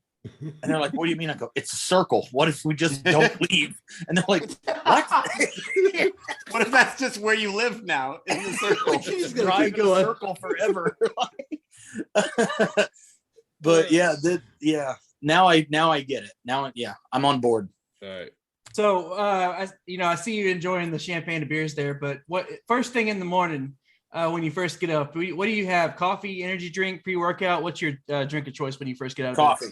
Coffee. A lot of coffee. Hot damn. I had one day recently where I committed the ultimate sin. I'd ran out of coffee and hadn't bought any the day prior, and I wanted to die. Yeah, coffee. That's fair. Are you a black coffee drinker, or do you put a bunch of shit in? Not a bunch of shit. I'll put a little bit of cream in, like maybe a half of a tablespoon, Like for like a thermos, Yeah. My boss one day was like, "How are you in here so just bopping around all the time in the morning?" I go, I don't know what you mean. She's like, "Do you drink a lot of coffee?" And I go, "I have one of these." And I hold up like a tumbler or whatever, right? Like She goes, "Well, how much is in that?" And I go, "Well, I set the maker on 6." And she's like, "For a pot?" And I go, "Yeah." She goes, "You're drinking 6 cups of coffee before you come to work?" And I go, "No, I'm drinking 6 cups of coffee while I do my cardio in the morning. Then I refill this and I come in to work." Oh. You're drinking 12 cups of coffee before lunch. Gets the heart racing. Yeah. All right. I got you one more for you before I pass you back to the boys. So we're halfway through the year now. We're in June. What has been your vibe for this year? Like, what has been the mood? What have you been trying to set off in 2022? Man, my vibe, I think, for 2022 has just been work hard and be happy. Like I've done a lot of shit this year that I didn't think I would get to do. And that's just my mindset. Like, I don't care what it is that a person wants. If it's wrestling, great. If it's something else, great. Just work hard and fucking get it. Like, I'm a big ATV guy. I bought a brand new 4-wheeler this year, and I was fuck that. I want it. You know what I mean? Yeah. Like, I pay my bills. I punch in, I punch out. I do a good job at my job. I do a good job at wrestling as best of my abilities as I can, and go home and be happy. I think that's my vibe for 2022 is just work hard and be happy. Just work hard and get what you want. Yeah, so that's definitely good. That's a good message too. A lot of people lose track of that. Yeah. Like I think that for me, I'm big on have a goal, right? And I don't care what the goal is. Like I teach this to new students when they come to training. I don't care what your goal is. If your goal is to main event WrestleMania, awesome. If your goal is to just be on a show, great. But you need to work as hard as you possibly can for that specific goal. You know what I mean? So like, I'm not going to judge someone's goal. I don't care what your goal is. But if I see somebody and their in game is they just want to be, Zao Alive tag team champion. Okay, but they're half-assing it. No, get out of my ring, get out of my world. But if I see somebody that wants to be the main event of WrestleMania, I'm like, bro, you better work really hard for a long time and be really lucky. Like more power to you. But when I see people just being lazy, don't get me wrong. I like to have a day or so every so often where I'm like, I ain't doing nothing. Right. Yeah, for sure. I may not leave this couch. I may watch 5 movies today. Right. Yeah, of course. Yeah. Yeah, I agree. Primo, you got anything else, man? No, that's it. Back to you guys. All right. So, Christian, I got a couple questions for you, man. I just want you to kind of shoot some answers to me. Other than the main event, where's your favorite place to wrestle on a card? Opener. Pop Give me that the crowd. opener. Man. Set the tone. Sign me up. One, I like being in the opener from a creative standpoint because you don't know what that crowd wants. So you kind of just have to have an idea and see, and then you can tell everybody else, hey, they like this, they don't like that, whatever, and help the rest of the card out. I also like it because then I'm off work and I can hang out and I can party. Yeah, true. I can get out of my gear, I can rest. I think I might have heard you say before, your boy's on the opener. I'm getting fucked up tonight or something. Dude, yep, absolutely. I think that was at Anaheim. Yeah. Probably, because that's where me and AJ seen you at most. So that's great. What's funny is I'll hit up boss man Matt Jackson the week of every Anarchy show and just be like, hey, where am I at on the card? Just asking details. And I'll do it a couple days before the show because I know he's busy the day of. Like me and him have known each other for 15 years or something at this point, maybe. Right. The week of that show, he came back and said, your dreams finally come true. You're in the opener. And I said, my God. All right. Well, I got an Anarchy question for you. Will you ever be done feuding with the family? Yeah. Well, I finally got my match coming up with Greg Jovi. Right. So as soon as we're done painting the town red with his blood, that'll be done. Right. I think that like I actually love the family stuff. I absolutely loved it. I love doing. It's been a great storyline. I absolutely loved it. There was some stuff like I'd been a villain there for so long that when the idea of like flipping it was brought up to me, I was kind of like, okay, you know what I mean? Like I was a little hesitant, but now I'm much more comfortable in that role. I think the audience has taken to it. So, yeah, I very much enjoyed that story and everything. But it's weird too because now I think to myself like, well, now what? Yeah, yeah, because you've been wrestling Moonshine and Jake and you've been going through the whole gauntlet with them. So So speaking of now what, I have a quick question for you. So Dreamwave is making a little comeback. Are you gonna be making an appearance at the Dreamwave show? Brother, I am Dreamwave. Thank you. I wanted it confirmed because I was super excited. Like we've been talking about the Dreamwave card for a while now, and we're like, is Christian gonna be? I fucking better be on it because otherwise, it's not a Dreamwave show without Christian Rose on it. So like fun fact, the original date of that I was approached about, and I was like, guys, I'm going on a vacation. They're like, what? And I was like, yeah, like I've already put down a deposit and everything. Like for the first time in my adult life, I'm going on a vacation. Sure. And it was like, well, what are we going to do? And I go, I legit was like, there's plenty of stars that have been Dreamwave. You can, it'll be fine. You can do this without me. Nope. They changed the date.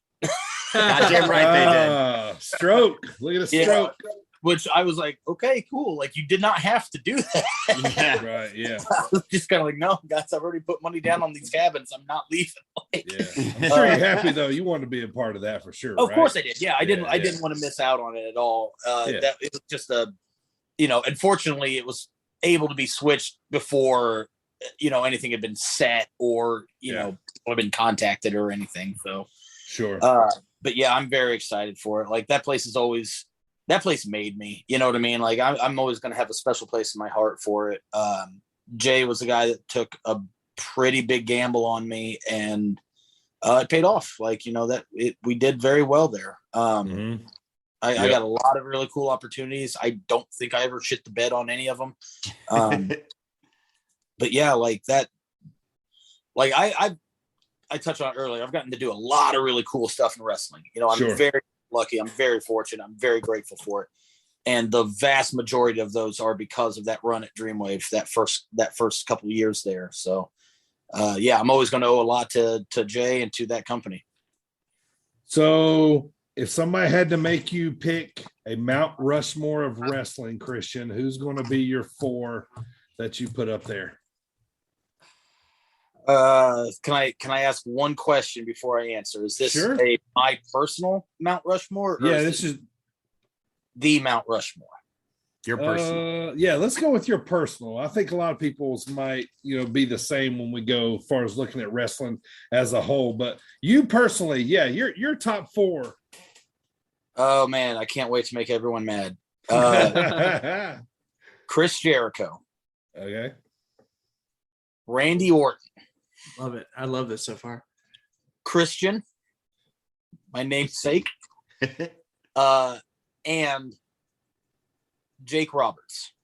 Outstanding. That's a great lineup. I'm all in 3 or 4. I know, me too. 3 out of 4. I'm like, yep, I agree with those. So here's my logic behind all of these. So Jake Roberts was the guy that got me hooked and very much influenced my promos. Perfect. Because in that era, there was a lot of guys that were just like yelling and screaming. Mm-hmm. And he would just talk. And I thought that was so much cooler and so much more engaging because you had, that was still the era of like, Prime Hogan and Warrior, and people just be like, Sunday, May 25th, I'm going to break your body into dust. And then Jake Roberts. Yeah, exactly. Right. Yeah. Get Jake Roberts talking about wallowing in the muck of avarice. And, yeah. One of my favorite. So he's a big influence on me because I just love that that cadence in those promos. In my mind, I don't think Jake Roberts ever had a match that I liked, quite frankly. He had ones that were like, some good, some bad, but I'm never gonna be like, oh man, he tore it up out there, Sure. For me, Christian is the reason that I chose Christian as my ring name. I think that he is the ultimate victim of the curse of the bad worker. The dude has good matches all the time and just he will never get the credit he deserves for it at all. Randy Orton. I am a gigantic Randy Orton. Now wait a second. Where did Rose come from? Playboy Buddy? What are we talking here? Like where'd that come from? The Rose thing actually came from a series of Stephen King books called The Dark Tower. Across the desert, the guns or the man in black. Now you're in AJ and Primo's wheelhouse now. Yes, you are. So if by the way, if you look at my gear, most of my gear throughout the years, like tights and anything custom, has the eye logo. I've noticed. Yeah. Some of your t-shirts too, I've seen. Yeah. Yep, some of the t-shirts. Yep, absolutely. Yep. Always got to keep that going. Where was Orton? I think that Orton is the closest to a perfect professional wrestler that I have seen in my life. The guys, but here's the thing. For me, it's the nuanced shit that I get so hung up on. Everything is positioned for the hard cam. everything is crisp, everything is clean. Like, I understand that there are some valid complaints about his stuff where it's like, oh, he does the same stuff all the time. Bro, I don't care. It's over. You know, Right. like, he doesn't take unnecessary risks. He's one of the safest guys that they've ever had. I just think that, like, if I could have anyone's career, that's the fucking one that I want. It's also because, I mean, part of it's also like, oh man, he's a tall, lanky guy like me, you know. Yeah, it's a but, Tom Brady-esque type career in wrestling. I mean, Yeah, when you kind like, of compare. Well, what was it? A couple months ago, he broke the record for like most pay-per-views, Most pay-per-views. and then most Took it from matches Kane? on Raw, like, Yep. of all time. It's like over 900 or something. Yeah, Yeah. it's Yeah. like the longevity is amazing. Yeah, absolutely. And then Chris Jericho. Chris Jericho is my overall favorite wrestler of all time. Mine too. That was a guy that, like, when I got back in to wrestling in the late 90s, right? I saw him in WCW, and I was like, that guy's awesome. I just loved it because, like, he could do all the cool stuff, Sure. but he would talk, and it was funny. And sometimes I was like, I don't even know what he's referencing, but there was just something there that I wanted to, like, see. So then when he jumped ship, it was like the day after my birthday in 99. I remember that. I was like, oh my God, you know, because that's one of the best debuts ever. Sure. The promo with The Rock, it was great. And then I'm just a fan of how much he reinvents himself over and over. Yeah. And over. So And many always- versions of him. And he always finds something in each version that takes off every single time, but he's still Chris Jericho. Yeah. My favorite feud of all time is Jericho and Shawn in 2008. Oh, nice. Yeah. I love it. Like, I tell all my students, go back and watch this, because if you do, the reason that Jericho turns makes sense. And if you actually go back and watch it, like, from outside the bubble, so to speak, Jericho is the good guy at the beginning of it. Shawn Michaels lies about being injured. Yeah. Jericho says, you're lying. Shawn says, no, I'm not. Jericho believes him. Then Shawn reveals, I was lying. I'm not really hurt. And Jericho is pissed off about it. And then somehow he's the bad guy. Where if you watch it from outside, you're like, no, wait a minute. Shawn's the asshole here. Like, you know, there's a line in a promo that I always reference with the new guys where I go, you got to make stuff make sense. You know, you got to, you know, everything's got to tie together. Where Jericho says to Shawn, I know you're hurt. I know it in my heart. And that's when Shawn reveals that he's fine. And I'm like, that's why he turned. Right. He bought the lie. He was made a fool, you know, like, and I Very think cool. that's the kind of stuff that I just absolutely love. All right, so Christian, we normally don't take questions from outsiders on this pod. You know, we usually just kind of stick to, you know, us here, but we decided to make an exception for this one. We got a question from a guy named Connor Hopkins. So his question is, he wanted me to ask you about you. You stole some Ring of Honor DVDs from him. You care to explain this story, sir? Okay. I didn't steal a goddamn thing from him. No, one of our friends had a bunch of Ring of Honor DVDs and said he was going to sell them and was looking for somebody to just buy them. So he offered it to, you know, our circle of friends and was like, highest bid. So I was like, man, I have no responsibilities and disposable income. So I just immediately bid super high and just blew everything out. $200. You know what I mean? So I bought those. And he was like, you son of a bitch. And I was like, I've got it. You don't. Fuck you. Sorry, Connor. So then another one of our friends from Zawa, actually, Stumpy. Okay. Stumpy. I did not know that he had talked to Connor about this, but he hit me up and was like, hey, I saw you bought all those other ROH DVDs. I've got a bunch too. Do you want to buy them? And I was like, well, maybe. What do you got? So he sends me a picture of like a box of DVDs. And I was like, yeah, sure, man. Like, what are you looking for? And he's like, oh, I don't know, $20. Like, I go, sold. Absolutely sold. So I don't know that evidently maybe Connor had said something to him, but it was after this arrangement had been made, as I understand it. So then we're at the next show, which was the big anniversary show. Okay. And again, not on purpose or anything, but directly in front of Connor's face, Stumpy walks up to me and hands me this crate of Ring of Honor DVD. And I go, here you go, Stump. And I hand him a $20 bill. And Connor's jaw is just on the floor. And he's like, what are you doing? I go, I don't know. I'm buying these DVDs off the stuff. You son of a bitch. I want them. I go, well, I bought them. You just watched me do that. So, oh, these are mine now. Once again, Connor, I got them. Yeah, we didn't know anything about the story. Connor just asked us to politely ask you about, about the Ring of Honor DVD. So I told him I'd be happy to go through both lots and see if I had any doubles, and I would sell those. Right. Yeah. Recoup some of my investment. Just make a bunch of copies of the Ted Petty Invitational and just sell them to him every so often. That's all he's going to watch, anyways. Also, by the way, he, I believe, still has. My girlfriend had a copy of the 2004 Ted Petty Invitational on VHS. Oh, wow. Owned to him, and I believe he still has it, which I will be getting back.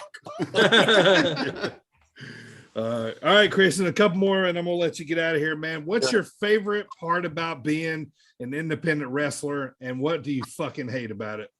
My favorite part is honestly the creative freedom.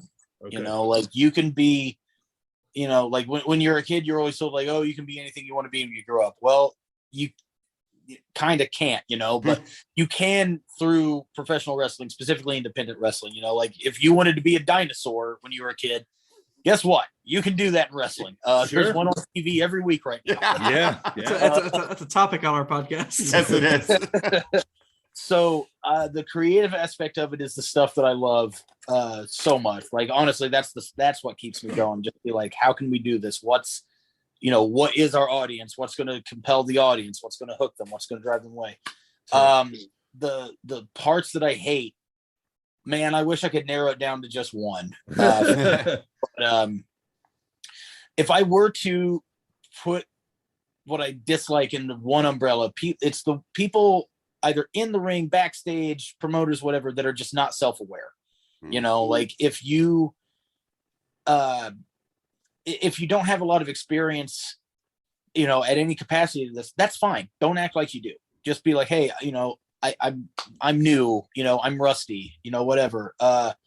Everything that pisses me off, honestly, is just a lack of self-awareness. Like I don't think there's any shame in running a small company or small show. Just say, hey, this is a small thing. It's a shoestring budget. That's fine. If it's a vanity project, I don't give a fuck. As long as everyone's getting paid, no one's getting hurt, and everyone's having a good time. Just say, yeah, man, I just want to do this because I love it. I don't care if I lose money. Just be honest, be self-aware, like I've had matches with guys before and been like, hey, how's your cardio? And they'll be like, oh yeah, it's good. I'm like, okay, cool. Well, brother, I don't get tired in my matches. Few and far between. And then middle of the match, guys sucking air. And I'm like, man, I asked, I like thought you said you were all right. Yeah. You don't have to lie, like, yeah, exactly. You don't have to lie to me. Just tell me I get winded. That's fine. We will have a completely different match, Right. Like, we can work through that. Sure. And it's just, there's a lot of that, because I think there's a lot of pride and it borders on arrogance sometimes, with independent wrestling. And I just wish that people would be like, here's what I'm good at. Here's what I'm bad at. Here's the show that I run. Here's the show I don't run, just be self-aware and just be forthcoming about your strengths and your weaknesses. I think that's the shit that pisses me off. Gotcha. Are you are you watching WWE, AEW? You keeping up with everything mainstream right now? You got time for that? I don't watch much of the WWE product at all anymore. It just doesn't hook me right now. Sure. I'm not trying to be like that guy or anything. There's just nothing where I'm like, oh fuck yeah, I want to see that. Everybody likes what they like. Yeah. I watch AEW when I can. I like the product much more than I like WWE, like leaps and bounds. I like it more. It's far from perfect. I'm not one of those people at all, but there's just more there that I personally enjoy. I like that the matches more often than not have finishes. Yeah. I like that even if it's a bullshit explanation as to what's happening, there's an explanation as to what's happened. Yeah. You know, like you can tell me that a wizard made this match. I'll be like, oh, cool, wizard made it. But whenever I see a match, I'm like, why is this happening? Is there a wizard? Tell me about the wizard. Right. Who made that turnbuckle break, Finn? Right. What was that? Like I bitched about that on shameless plug here, my own podcast. What are we even doing that I do with Damien? Right. And I brought that up on a recent episode where I go, you know how easy that is to just wrap up? Just the next week's have someone say, folks, we apologize for the faulty ring equipment. It will never happen again. Yeah. So 2.5 fucking seconds, and I can just say, oh, that's it. That's an explanation. It's not a great one. No, it's terrible. But Right. it's something. Yeah. Right. At least we're acknowledging that weird thing that happened. Right. That it was an accident or storyline or something. Where God smote the demon or something. Right. Oh, all right, Christian, man. Before we get out of here, man, where are you going to be at here coming up soon towards the end of June and July, man? You got some shows coming up? Off the top of my head, I'm very old fashioned, so I keep all my dates written down on an actual calendar. But Nice. Okay. I will be at St. Louis Anarchy June 17th and 18th for the Dingo Invitational Tournament. Perfect. And I will be wrestling in Terre Haute, Indiana for New Wave Pro on Sunday the 19th. So a rare triple shot for old boy here. How about it? How about it? Opening match only, all those promoters, if you're listening out there. My boy only takes opening match bookings. I believe I'm actually in a title match at New Wave Pro, so it'll be cool to start the show hot with a championship match. They will. They'll love it. The locals will love it. But yeah, so it'll be cool to get back around my old stomping grounds. I grew up not that far from Terre Haute. That was like the closest big city Nice. that I had. And Paris, where you went for training, that's across the border, not very far from Terre Haute, right? Right. Yeah. Yeah, that's about a 20-minute drive, I think, from Paris to Terre Haute. So, yep. yeah, those are the ones that I know off the top of my head. Rocket Pro takes a summer break, so they're off until September. So you're just racking up days with the title, then, aren't you? Until, I know. Right? My stat. Yeah. But yeah, and then I don't want to get it wrong, but I believe Journey Pro is on the 24th of June. Nice. That sounds right. Yeah. That's a Friday. Does that sound right? Yep. There you go. Right. Yep. 24th. So don't want to spoil it here in case it's not announced yet, but match is going to be awesome. Stay tuned. Right. Yeah. All right, looking forward to it. And also you can we always connect with you on Facebook. You have any other social media accounts other than Facebook? I use our What Are We Even Doing Here podcast Twitter account. Every so often I'll dip in and out of there. If you want to get at me, you can there. It's at WAWED pod on Twitter. And yeah, I'm still on Snapchat because I'm a 14-year-old girl in the year 2015. But you can find me on Snapchat at Bitter Lunatic. Yeah, I don't know. I post kind of the same stuff on there more often than not, but sometimes I'll just scream and rant about shitty customers at my job on there too. So Nice. Those are always popular. We'll go follow you just for that reason only. Yes. Yeah. Oh man, Actually, I'm doing it right now. Same. Hell yeah, brother. I think it was last year, I went ape shit on my Snapchat about the price of Cadbury eggs. Guys, I want this. Well, that was worth the ad alone. But yeah, I think that's about it for me on the social medias. Yeah, I'm a little bit more private, I think, than I used to be when I was younger. But yeah. Good deal. All right, Christian, man, we really do appreciate you coming on the pod, man. We finally got to talk to you, man, made it happen. And man, it's awesome to see you with those two belts, man. And you're having a great summer, man. I hope that all this success continues to go for you. Maybe somewhere down the line we see maybe a third or a fourth title, man. Let's just rack them all up, man. Yeah, like little Hell Midwest yeah. belt collector. Hell yeah. I got to make a run at Hartenbower for that Zawa belt soon. That I would love to see that feud. That would work for me. Absolutely. I'll take that one, man. But it was good to see you, man. Thank you so much for being on the pod, dude. And we're going to catch up with you here real soon, man. And we'll see you out there at a show here very, very shortly. Thanks for being on the pod, dude. Thanks, man. Sounds great. See y'all later. Thanks, Christian. All right. Yeah. Just, man, it always cracks me up to talk to him, to hear him talk about the four-way stop. Like, I just love Christian's, some of the, and, he shouted us out on Snapchat not long Sure ago. did. He did. About the that four-way exactly. stop issue. Yeah. Yeah. So that was great stuff, man. Awesome interview by Christian Rose. Like you said, you heard him say it. He said, Dreamwave is not Dreamwave without Christian Rose. So I'm excited to see, him and the guy coming up here in this next interview. Now, we talked to Hartenbower a couple times, but this was our most recent interview with him that was still a while back here. He is still the current Zawa Live champion, and I know it would mean a whole lot to him if he could win this main event on August the 20th at Dreamwave Wrestling. And we talk about this here some, but, let's just go back and revisit here, man. If you don't know anything about Mike Hartenbower, he is the heart and soul of LaSalle Wrestling, man. This guy is over in his hometown just like anybody would be, but multiplied to 100, man. So I'm excited to see that pop when he comes out. It's going to be a big day. But here you go. Get to know Hartenbower. All right, welcome back here, everybody. We had such a great time with this guy. We had to bring him back here for another interview, man. This guy's getting hot, so we had to get to him before he got too busy.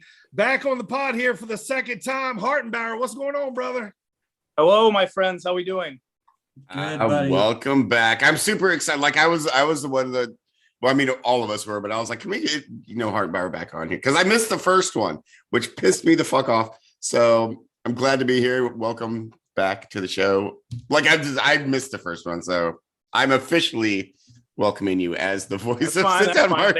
Thanks for having me back. I'm so dumb. Absolutely. I guess right about now we stand. It was roughly it's been a month since we've seen you. We were up in good old Sterling there at the Moose Lodge. We had a fantastic time that night. We were treated very well by everybody at Zawa. Sorry about your luck, but you got to hang out with us for a couple hours there at the when you weren't kicking Braxton's ass all over Sterling there. So let's jump back to there, man. How about that big card that night, man? That was nuts. But how fun was that? That show, that might have been the most fun show that I've been a part of. At least for sure last year, or 2021. That was so much fun. That whole show was just a blast. It was. AJ was dancing. Like, that's how good it was. Like, I was dancing. Mr. Havens had AJ dancing. Yes. We got to call a match for the first time in Sit Down Mark's history, so that was dope. That was fun. Yeah. I also like how last interview you were like, I'll fight anyone in a parking lot, and then you and Braxton ended up in the parking lot and like came through the other door fighting. I got quite a kick out of that, actually. I'm just glad that we were able to get back into the building because it's freezing out. Yeah, it was fucking cold. I'm surprised you guys went out there. I wouldn't have. Fuck that shit. Yeah, it was cold, man. That was hilarious, man. A whole lot of things were going down, and you guys were battling, fighting all the way to the back, and then next thing you know, here you guys come, back around like from outside in the parking lot. Yeah, it was nuts, man. We had like such a great time, but you were able to defend the title that night and retain. You've been the champ since I believe you told us it was August of 2021. So what's it been like being the Zawa Live champion, man? It's been fun. They always say that, it's kind of cliche, but they'll tell you that it's easy, winning the championship. But the hard part is keeping it month after month after month, or week after week, show after show, whatever it is. It's more of a challenge each time out there, and you learn new things, and but it's really rewarding. It was, and we got to take the picture. Me and AJ got to take a picture with Hartenbower and the belt too. I think Hartenbower actually went to the bathroom, and I think we took selfies with the belt. We absolutely did. I probably went to the bathroom, then I probably went to go get a beer, and then yeah. we were like, I was like, hey, Eric, that belt's right there. I'm like, I won't care. He won't care. No. It was a great time that night. We had fun. We're going to be talking about the show coming up this weekend, January the 8th, man. It's going to be another big show out there in Sterling. We'll be talking about that later on, man. But Hartenbower, let's talk about you here, man. You've been I've seen you a lot on AAW here lately. You've had some matches on Alive. You were just recently this past Thursday night last week was on AAW's end of the year show at Unstoppable, man. That was a pretty big night there for you, Vega, and Johnny Bravo as Vega came up with the win with Alex Zane. So what's it been like working with AAW and as your role on there is becoming more prominent? Yeah. I think I kind of mentioned this last time, that first time that I worked at AAW when they were running in LaSalle. Like I said, I was kind of one of those things. I come with the building, that made me laugh, by the way. Come with the building. But, it's so true. Like I've lived it. People, I'm telling you. Yeah. And when they decided to start running shows again, last year, they wanted to bring me in, and they didn't guarantee anything, but they trusted me, at least for the fact that I'm reliable, responsible, can, do a lot of different things, can wear a lot of different hats in pro wrestling and take on many roles, whether it's something backstage, whether it's just kind of, leading people together for setup or teardown or that kind of stuff. But I definitely don't think that they had in mind exactly what we've been doing. Oh goodness, I lost you guys here, I think. Did I? No. Nope, we're still here. Still here. Okay. Sorry. Like a million people are texting me right now. That's real annoying. I'm so sorry. No worries. Anyway, I don't think they quite had in mind, where we were going with things when they first paired me with Bravo. But we kind of took nothing and turned it into something. And did you know Bravo before that? No. Okay. No. It's crazy. Okay. Sometimes you just have chemistry with somebody, and trust me, sometimes there's times where you'll work with somebody and it's just like, it's like any other job, I suppose, where you're just like, oh, this guy sucks, or right. Yeah. Like when I worked with AJ behind the bar, like, I imagine. I don't want to be here. This guy sucks. It's been really, really fun, and honestly, the best there is yet to come. I mean, we're really just getting started there. Yeah. I really think so too. I'm loving the Johnny Bravo touch. I'm loving, as the kind of like you being the muscle, but you're kind of like protecting Vega, too, and Johnny's kind of watching over both of you guys. You know what I mean? Yeah.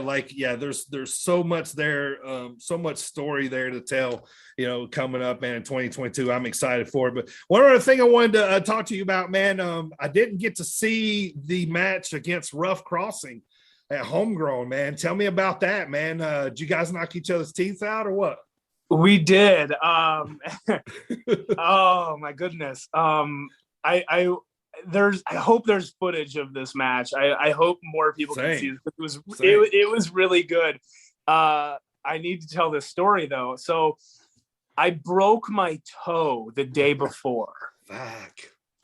I broke my big toe the day before. I dropped a weight on it at the gym. That's the worst way to break your toe. The worst. It's my own fault. So I wasn't paying attention. I saw one of my gym crushes out of the corner of my eye, and I'm looking at her, and I'm pulling off a plate, and I forgot that there was a 10-pound plate in front of it, and the 10 slides right off onto my big toe. And she wasn't looking at you, was she? I'm like, I hope she didn't see that. I hope she Yeah. didn't. I was gonna say, if it wasn't the worst pain, it was definitely the worst time. Yeah. Oh my goodness. You try and play it off, so you're like, bad. oh, hey, that's what I do. I'm working my toes out. Oh, so the next morning, I'm just like, okay, this hurts really bad. I mean, it's still really messed up, which sucks. Now that it's been snowing, I'm getting snow all over my shoes, and like anytime I walk into like my house or the gym or wherever, and I go to like stomp my feet, I'm like, oh, I have a broken toe. Yeah.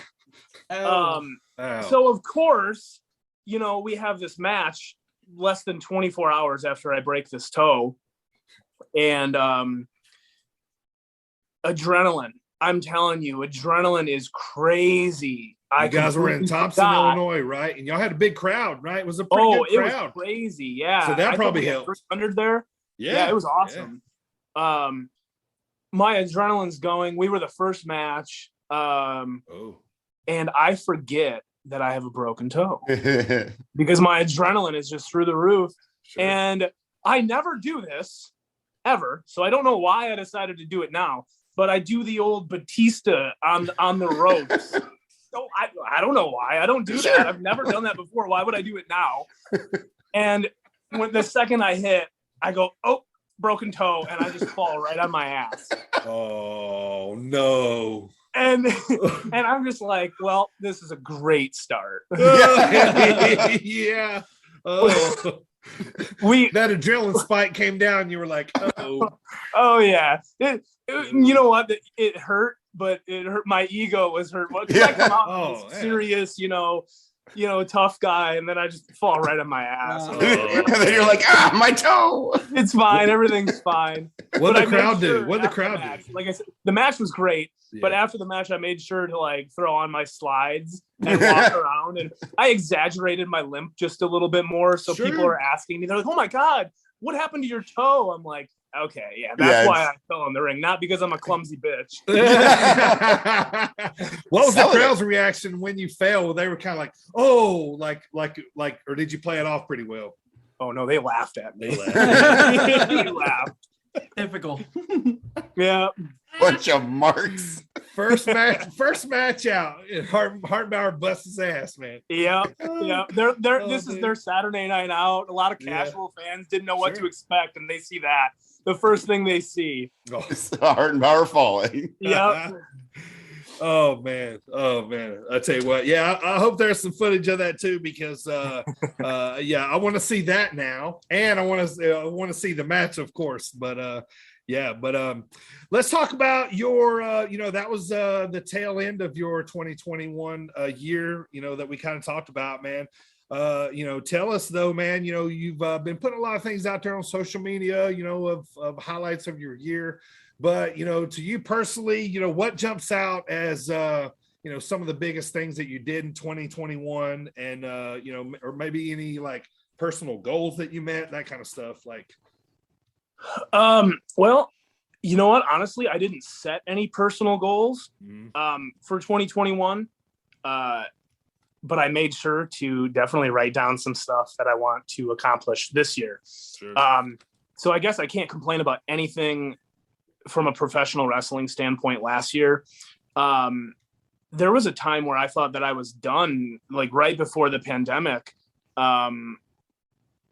So to do, what I did in 2021, I mean, looking back now, I'm super proud of it. Some specific things, like highlight wise, it was awesome getting down to Tampa in April for WrestleMania week, working a handful of shows down there. I'm hoping to get down to Dallas this year. Actually, I think I am for sure doing that. Nice. Yeah. Now that I think about it, I'm like running the schedule through my head. Yeah, I definitely have. It's only a couple months away. What's that? I said it's only a couple months away. It's going to get here quick. Oh my goodness. Yeah. So that was really cool. and taking nothing and turning it into something at AAW, because honestly, that nothing was guaranteed there. Yeah. And nothing really still is. But I'm pretty confident in the direction that we're going, that you're gonna see a lot more of me moving forward. But I'm really proud of what we did there, and that storyline with Connor Hopkins at Zawa. I would say those three things were something to look back on. Next year, the year after, like things I'll look back on years from now and be like, that shit was pretty cool. Absolutely, yeah. Well, let me ask you some questions here about your year, man. Who hit you the hardest in 2021? Like, who popped you in the mouth? You were like, oh, like, yeah. Who get? Oh, let me reverse that. Who gave you the stiffest shot? Like, who gave you the stiffest shot? Ooh, that's a great question. Like, if you wrestled them again, see, what's going to come to your brain? Go, I remember they gave me that. Yeah, I'd like to say the best answer would be, I don't remember because they hit me so fucking hard. True. Man, Russ Jones. Sure. The first time Russ Jones hit me, I was like, fuck. That surprises no one, by the way. Yeah, right. He's a scary dude. There's Jesus a whole Christ. group of people that are like, yup. Yep. Yeah. Coda Jacobs recently, he just felt it Thursday night. Yeah. God, I'm trying to think who else. If it was Russ Jones, we will vouch for that because all three of us seen it live. So yeah, we were there. Yeah. Yeah, we'll go with Russ. He's a big strong son. But what match did you have this year that was kind of an eye opener for you? Which I guess meaning maybe you went into a match with somebody you thought would be not as physical and maybe turned out being that way, because we know your style, what I'm saying, but when you wrestle a guy that maybe is a little more flippy, maybe is a little more technical, which guy did you wrestle thinking, okay, I might have to adjust to that style a little more, and then ended up being more your style? Ooh, that's a great question too. I think there's a couple that come to mind. I had a match on Blackout Wednesday, so just a couple months ago, against Berna at it was a Zawa show. It was like a late night adult only show at a bar. Oh yeah, was that the one in Polo? Yeah. Okay, yeah. And we just kicked the shit out of each other, and it's one of those things where it's like, well, I got 60 pounds on you. How are we gonna, you want to tell a story? Sure. Most of the time that big guy is gonna go in there and he's gonna run you over. Yeah, he whooped my ass. I love it. Right. He hit me with doors. He hit me with chairs. He hit me with a weightlifting belt. He hit me with I don't even remember. Yeah, a lot of stuff. So really quick, like going off of that, what's the worst weapon to get hit with? I've always wondered this. Like, what's the worst, the one shot where you're like, I don't want to take that, but I'm going to? I'm trying to think. So now that I've been hit with a million things, like there's so many things, like these deathmatch guys. I got a few friends that do death matches all the time. Oof. And they'll tell me like, these carpet strips suck, or Right. this sucks, that sucks. So like speaking from my own experience, chair shots to the back are not fun. Okay. I'd literally rather get hit in the head. Just because like there's so much more area that it covers when it hits your back. So you're feeling that's true. Everywhere. Kendo sticks. Those are pretty rough. Thumbtacks. Oh, Yeah. you've done thumbtacks. Oh, Yeah. that's one Thumbtacks thing are- about wrestling that creeps me out. Thumbtacks. Yeah. You said carpet strips now. I can't get that out of my head. Like, wait, my carpet strips? You mean like the tacking around? Yeah. Like, oh, yes. Yeah. Yes. Imagine taking that across your back. Oh, no. Like, you guys can do that stuff. I'm good. yeah. I'm good. Don't forget the weight on the toe. That's a bad bump to take. Right. Is there any plans to bring back Luther in 2022? Luther! I want to see Luther. I think that's what everybody wants to know, really, Hartenbower. Who? Exactly. You know what? Actually, that's really funny. Zeke will do it. Okay, so Luther was a recurring character at Dreamwave. Right. I mean, we're really peeling back the curtain here. Sure. Spoiler alert! I was Luther for a little bit. Yes. But right before me, the Luther before me, I want to say was Aiden English. Okay. That's awesome. Like right before he got signed, yeah. So people like every month, people are probably like, Luther got taller this month. Luther gained a little bit of weight, you know. Luther's beard is much better this time. Yeah. I think there was one month like the Luther, whoever was Luther, didn't wear like the jumpsuit and like comes out and is just jacked to the gills, like, and then the next month it's like this tall, skinny dude, like okay. The mystique. I just so I mean, yeah, you're probably not gonna see Luther like, you know, at you know, another promotion or something. Right, and right. I don't know how to really say this. I would say you will see Luther in 2022. That's all I'm gonna say. Okay. All right. That's fucking awesome. That's fair. I had to bring it up because I know the faithful, the Dreamwave faithful will know, you know. so I had to at least bring that one up. But you know, everybody always asks this question, man. So I'm gonna ask you the same one, man. It's a brand new year. Where does Hartenbower want to go that you're maybe haven't wrestled yet? You know, and that can be a state, that can be a promotion, that can be, you know, wherever. Well, there's a bunch of states. I mean, there's a bunch of states. Yeah, well, there's 50 of them. Yeah, roughly 50, give or take. Yeah. Or There's exactly a lot of places 50. that I want to go. I've reached out to places that I've talked to, specifically, kind of whoever, wherever. I just really, really just want to keep having fun. And one thing that really, like, if I put out there like, hey, I'm available this day and that day, and then I end up sitting at home, that makes me mad. Sure. So I'm like very motivated by that.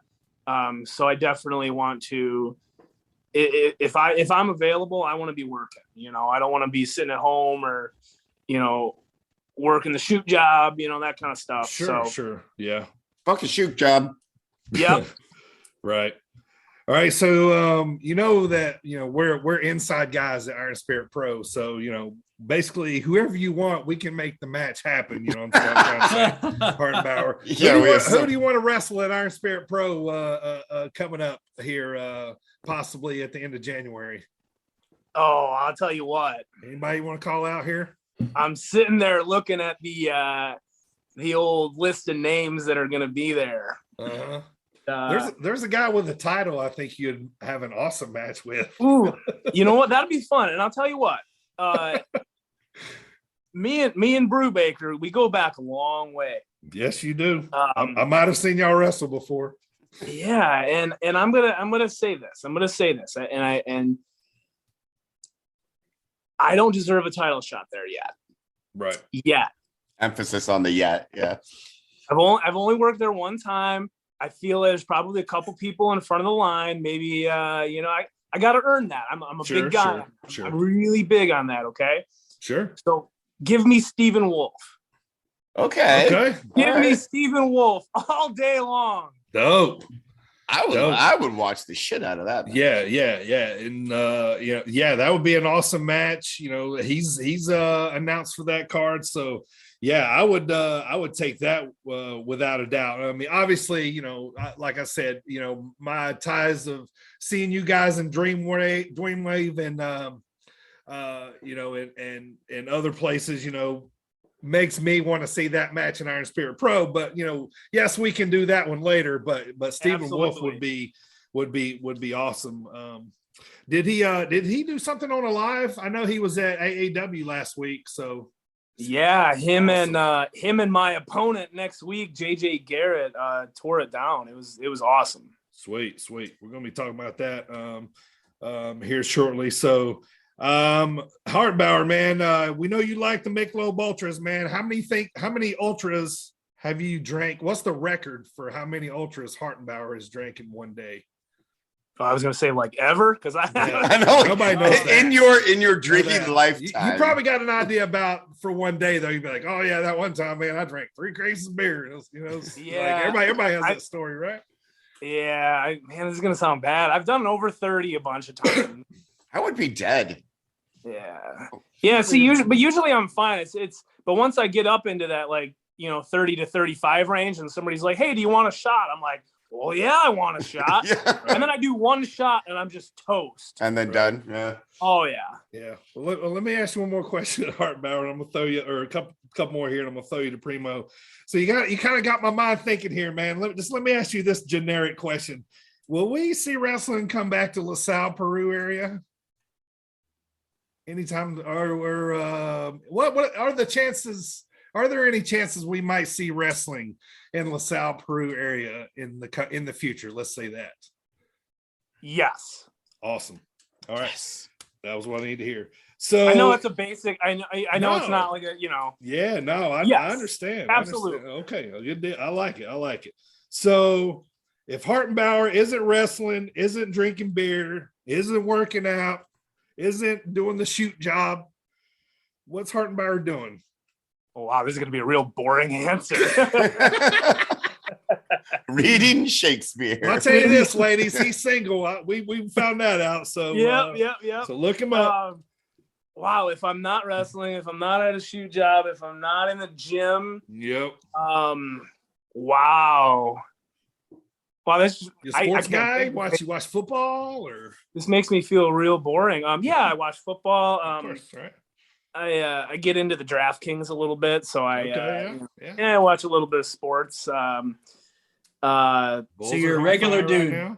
Just a regular guy. And I drink my beer and I watch a shoot sports. guy. I listen to a lot of music and ideally go to concerts and stuff like that. Speaking of music, so last time you said that you were a Raston Kelly fan, which I was like, I fucking love Raston Kelly. Like I was surprised that someone else reminds me a lot of Ryan Adams, but who else you got for me? Like I was, because I'm a music nerd. Like I am obsessed. Okay. Let me get my pen out. Okay. Well, now I'm going to sound like a big nerd, but I love Taylor Swift. So have you heard the Raston Kelly cover of course. It's fantastic. Yeah, it really is. It's phenomenal. I love it. I'm not a Taylor fan, but I do appreciate her. I have nothing against Taylor Swift. Yeah, no, not at all. She's great. I hope my kids are listening to somebody like her. Kelly like daily. Yeah. He's great. Like I was really happy when I heard you say that. Awesome. So who else you got? Who else you got for me? I listen to a lot of emo stuff, actually. Like it's funny because like people will be like, they'll see me and they're like, oh, he listens to heavy metal, and like I'm just sitting there like listening to like Dashboard Confessional or like My Chem, and at the gym, and people are like, oh, okay, Dashboard Confessional. Yeah, the exact opposite of what you would think. Right. This is gonna get even like more like, wait, what? I've been on a huge Olivia Rodrigo kick lately. I find nothing wrong with that either. Like, she's so good. This is fantastic. We're really blowing this tough guy character. You're like, I will get down to some Air Supply, have a nice glass of wine, light some candles. It'll be great. I think Primo's going to bring you probably a little more in that direction because he's got some more questions for you outside the ring. Primo, you're up. All right. Speaking of questions from Primo, actually, before we get started there, I wasn't able to see you there when these guys saw you at Zawa, but I do want to say thank you for this. I appreciate that, man. Yeah, absolutely. Absolutely. Also, so what's the vibe for 2022? Like, what do you coming out of 2021? Are you coming in 2022 serious? Are you rolling with what's going on already? You know, how you feeling? What's the mindset? What's the vibe? Ooh, great question. And I actually, that's something like that I think about. I'm very much fuck yes or fuck no. Like, I'm either all about it, or if I'm not all about it, not doing it. Yeah. You know, and that's in wrestling. That's, you know, that's with my workouts, with my diet, with work, and you know, relationships and friendships, literally everything. If I'm not all about it, then I'm not. It's not for me. I like that. What is, speaking of, you say your diet, what is your favorite weird food combination? Like, you think to other people would probably be weird. Eggs and ranch. Yeah, right. Fuck that shit. Fuck you, Billy Gunn. You know what? People think it's weird. Like, I get this like once or twice. I don't think it's weird. But like once or twice a week, the gas station clerks will be like, "Whoa, that's a weird combination." When I get like a chocolate protein shake at like the gas station with like a hot beef jerky. That's okay. Yeah, that's weird. Okay, is it weird? I don't know. I just feel like that's just double protein. Yeah, it's a whole protein. That's what I'm going for. Yeah. Why are they assuming you're eating those together? Like, that's a judgment. It's not like you're gonna dip the jerky in the protein shake. Well, yeah, exactly. Fuck off, gas station clerk. Right. So when speaking, you said protein shake. What's the first, when you first wake up in the morning, what's the first thing you drink? You drink coffee, energy drink, pre-workout, right when you get out of bed? Couple ultras. No, I'm kidding. You know what? Honestly, I wish I said water. I need to drink more water. Like, I'll drink it like throughout the day, but I should like really, hey, I need to start chugging water first thing in the morning. The first thing I drink 9 times out of 10 each day would be a pre-workout drink. Nice. Do you have any like pet peeves that'll just set you off, like somebody slurping a straw or chewing loudly, or people that use speakerphone? Are those people that like will drive in the right hand lane, like all the way down and pass everybody, and then cut in line to get in? You know, when traffic is backed up. Like, like, my road mine. rage. I have really bad road Me rage. too. I kill that road guy. rage. I get in trouble for my road rage. Yeah. Yeah, people driving slow in the fast lane. It's like, get over. I would be terrified if I saw you with road rage. you have a good, like, it's he's screaming at you, listening to Vindicated by a dashboard. 100% I am. 100% I am. Got a little blank slate by Taylor Swift. In general, like something that I see like all the time, like I'm really big on like gym etiquette. So just like people put the weights back. Yeah, that is kind it of stuff. sanitizing kind of after your set? Yeah. Clean up your bench mung, like that kind of thing. Yeah, stuff like that. And just like, I don't know, like people like standing in front of the mirror and stuff. It's like, well, that's fine, but there's dumbbells in front of you, and maybe someone needs them. A little thing like that, you know? Right. Well, whenever you're done wrestling, Mike, I want to hire you like to just ride with me everywhere I go. That way, when somebody gets pissed off, I'm like, Mike.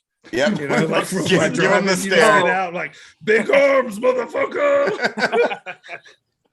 Well, speaking of getting hired, if it wasn't professional wrestling in an alternate reality, like what would your career profession be? Would you be like Dr. Hartenbower, astronaut?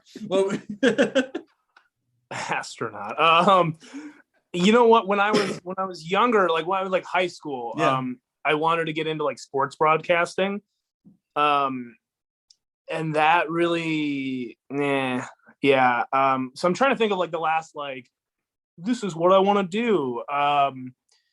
Yeah, gosh, I don't know. Let's hope this wrestling thing works out. Huh? Right. Of course, yeah.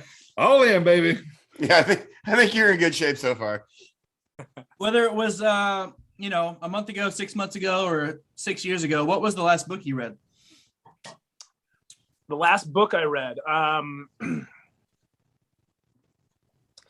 Last summer, I went on a little kick. I don't know which one was last, but I read a couple Mark Manson.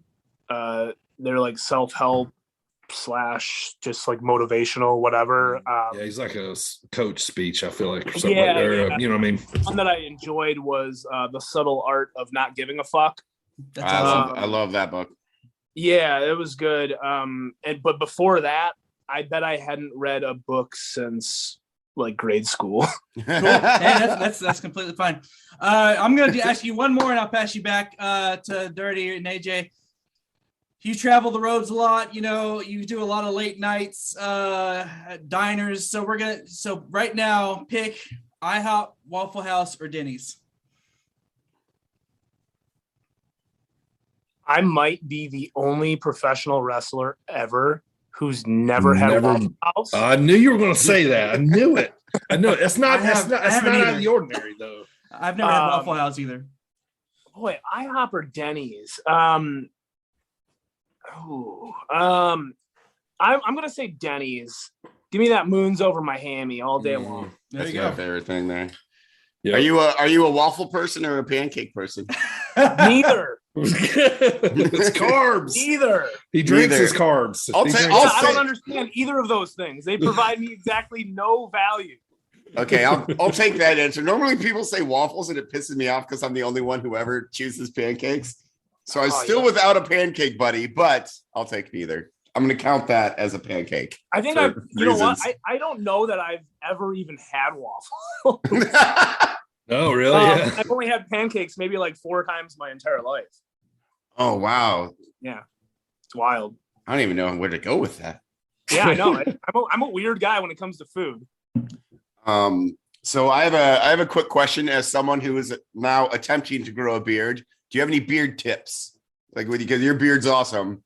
What can I do? I actually just got a new beard kit for Christmas with like all kinds of stuff in there, and it was awesome. And it's been really treating me well. Lots of oil. Get a brush. Mm-hmm. A comb. Like I'm not a beard guy. What kind of oil is that? Is there Beard like oil. a beard oil? Yeah, they have Yeah. oil, There is. Okay. Yeah, there's all kinds of different brands. Okay. I don't necessarily have a favorite. But yeah, beard oil, and then really just like brushing it in. Once it starts to get longer, you'll want to trim it here and there just to avoid split ends. And I didn't know that was a thing. Yep. Yeah, absolutely. And something that I recently started maybe 6-8 months ago. And now picture this. My bald ass walking into a Dollar General to buy a hairdryer. Yeah. Oh, yeah. That's just to keep it straight, right? Yeah.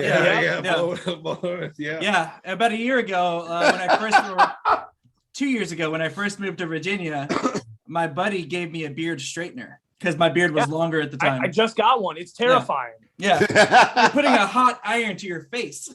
Yeah. I'm sitting there listening to my hair like sizzle and smoke. I'm just like, oh, this can't be right. Yeah, I know, right? Yeah. Like burn. Yeah. This is making me nervous. Yeah. All right, Hartenbower, let's get back to what's going on here with you lately, man. Let's talk about your match this weekend, man. Have you ever wrestled JJ Garrett before?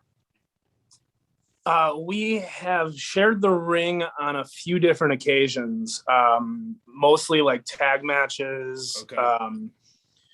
We had actually this is funny. My first match of 2021 was against Garrett. Oh, wow. Okay. That match has not seen daylight. Okay. It was supposed to be a studio show.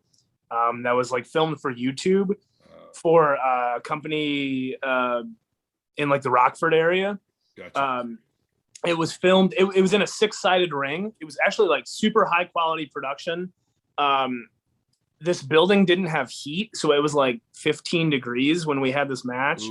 Sounds good. But yeah, we have wrestled one time. Yeah, so you're defending the Zawa championship against him this Saturday night. Believe it or not, man, like it's kind of hard for me because as much indie wrestling as I watch, like honestly, like I haven't got to see JJ live yet. Obviously, I've seen him, wrestle a good bit, but he gets the Steiner comparisons a lot, which is has do with the hair and the tights sometimes. When you hear people talk about him, but what's what's the game plan for this Saturday, man? We know that we're going to be back down there at the Moose Lodge again here. So you're definitely going to have the crowd on your side. But, I think JJ is going to, he provides like a different kind of strategy for you, I think. Yeah. Actually, I was just watching, like I said, I watched him at AAW Thursday, and then I watched his match. He had a match Saturday. I think it was Saturday at GCW. So there's some different things that I'll pick up and a little bit of scouting. And Sure.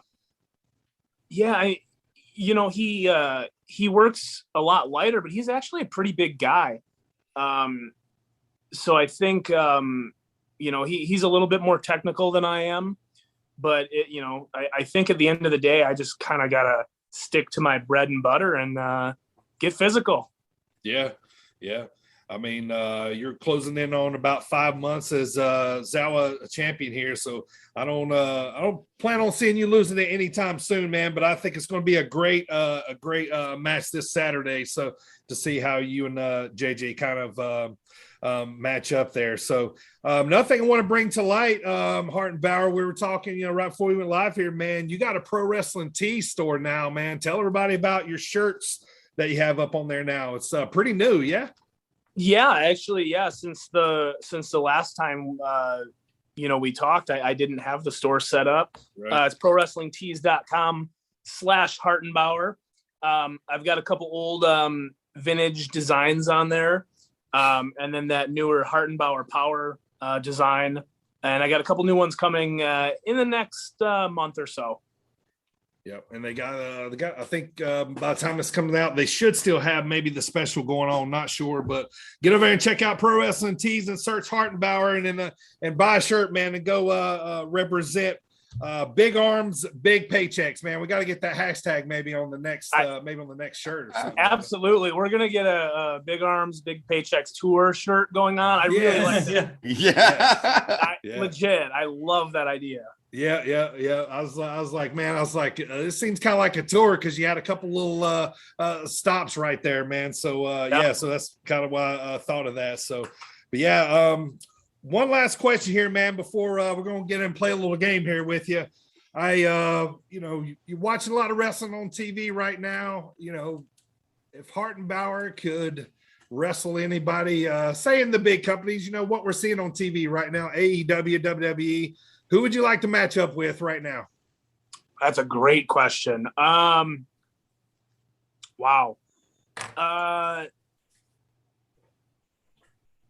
Wow, that is a really, really good question. You can give me a couple. You can give me a couple. That's one that I would have to sit here and you and think about, and we're gonna have this like dead silence here. So if I had to say, I would absolutely love a rematch with Eddie Kingston. Nice. I would watch the shit out of that match. Hell yeah. Today. That would be awesome. Sick. Where was the first match? What's that? Where was the first match? You said rematch, so. Yeah, the first match was at AAW in LaSalle.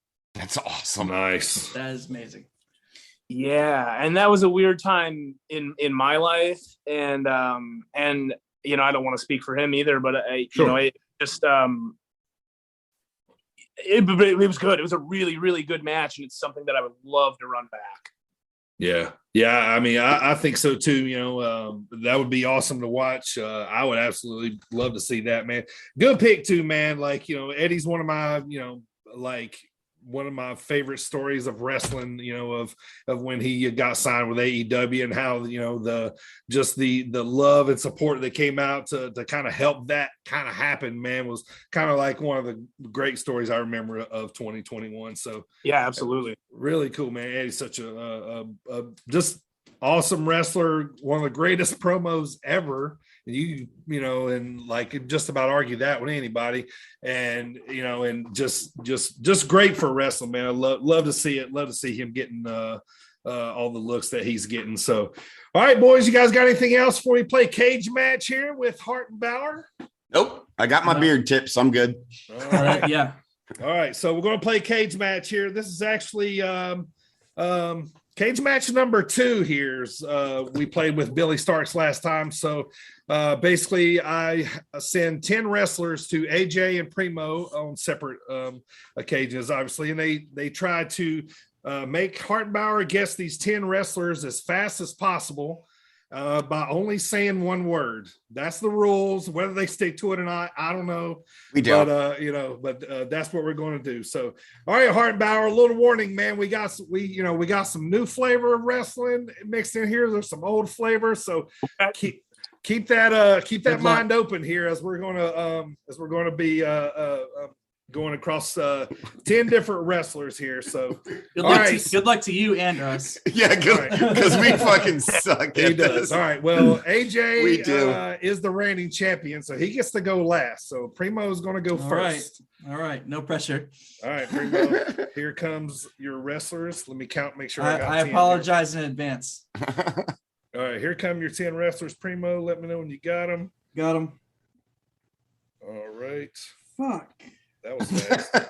Oh, this sounds promising. Yeah, Okay. right. No, All right. I can do this. I can do this. All right. Here we go. Ready? In 3, 2, 1, go. Red. Fuck that. Velvet. Sucks. No. Red Velvet? I don't know. Kane. Good. That's Big. Oh, what did you say? He said it. Okay, He Kane. said it. Moving Yep. on. Is Almighty one word? Yep. Yes. Almighty. Bobby Lashley. There you go. Correct. Thong. I'm sorry, what was that? Thong. Thong? Lita. Yep. There you go. Correct. Ass.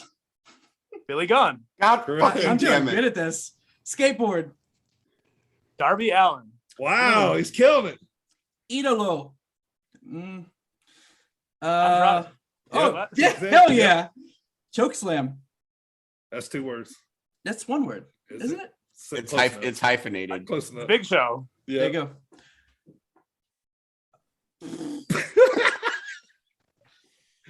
Can't say his name. Elizabeth. Macho Man. Correct. Rematch. Eddie Kingston. Correct. Fuck right off. 1 minute and 7 seconds. That is Let's fantastic. Good God. Primo brought his A game today, man. You know Dang, what? AJ. You got You're gonna give me bullshit like Jushin Thunder Liger. Fucking. I think the key is here. Hartenbower's picking up from these I got- words that I he got gave me. very lucky with a few of those that he knew Yep. what I was talking about. All right, minute 7 seconds. Good job to you. All right, yeah, nice Yeah, job. that was well done. All right, AJ. Here comes yours. I'm so bad at this. Here we go. Let me know when you got them. Ready? Yeah, okay. And go. Send. Hook. Yep. Fuck yeah. Beer. Towel. Val Venus. Close. Mm. No. Powell. Vignettes. Onesie. I'm so bad at this. I think I know who you're talking about now. Heenan. Wait, what? Heenan, Heenan. like Bobby. Yeah. I just yeah. Can we skip? Can we? Yep. skip? Yep. Yeah. Yep. Skip. Go next. Surfer. Sting. Yep.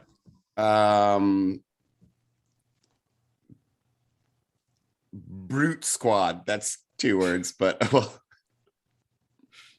Brute Squad. Brute Squad. What is that? It's from the movie. I I have don't no watch idea what that movies. is. French. Andre the Giant. Yes. There we go. Paradigm. Moxley. Correct.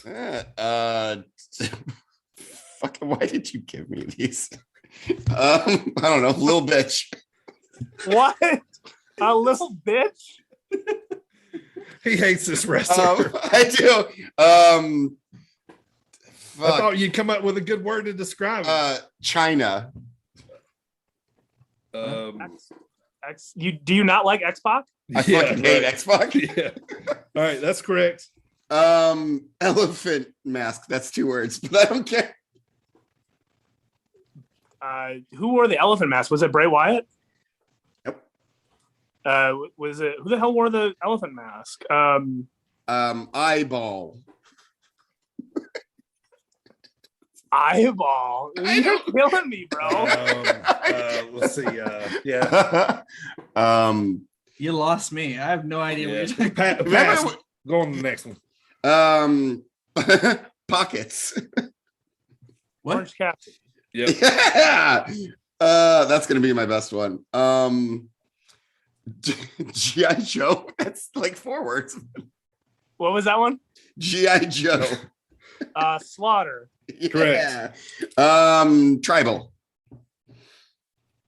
Roman Reigns. Yeah. Which ones are we missing? Okay, we're missing The first one, Towel, Heenan, vignettes, onesie, Flex. the axe.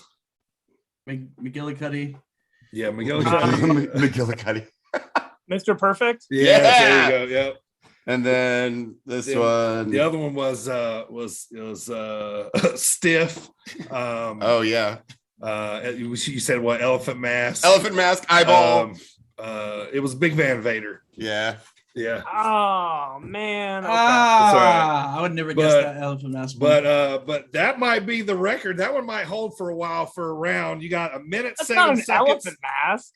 I don't know. What is it? Like, how do you describe it? Like Mastodon, right? Mastodon. Ah, That's it. that's The thing true. with the See, pipes. this is why I'm fucking awful at Good this point. game. Good point. Might have to start making AJ make the wrestlers. No shit. I'm so bad at giving clues. Fucking. All right, so Primo is the champ with Hartenbower on the show, so that brings you guys to 1-1 heading into 2022. Thanks for playing with us, man. That was a fun game there, Hartenbower. Hope you had fun playing. Say, that, man. hope thanks for making it easy for me. Yeah, you did. Yeah, You you did got really it. well. I said ass, and you knew I was talking about Billy Gunn. Fuck right off. Oh, you guys rocked it, man. Well, Hartenbower, look, man, we really appreciate you coming back to be on the show, man. Looking forward to seeing you at the show this weekend. Me or AJ, one of us will be there. Yep. But if not there, we'll see you probably the 22nd or down at Iron Spirit Pro, man. But thanks for coming back and talk to us, man. Always fun to talk to you and see you. Anything else you want to plug? Any Twitters, any shows, any of that kind of stuff?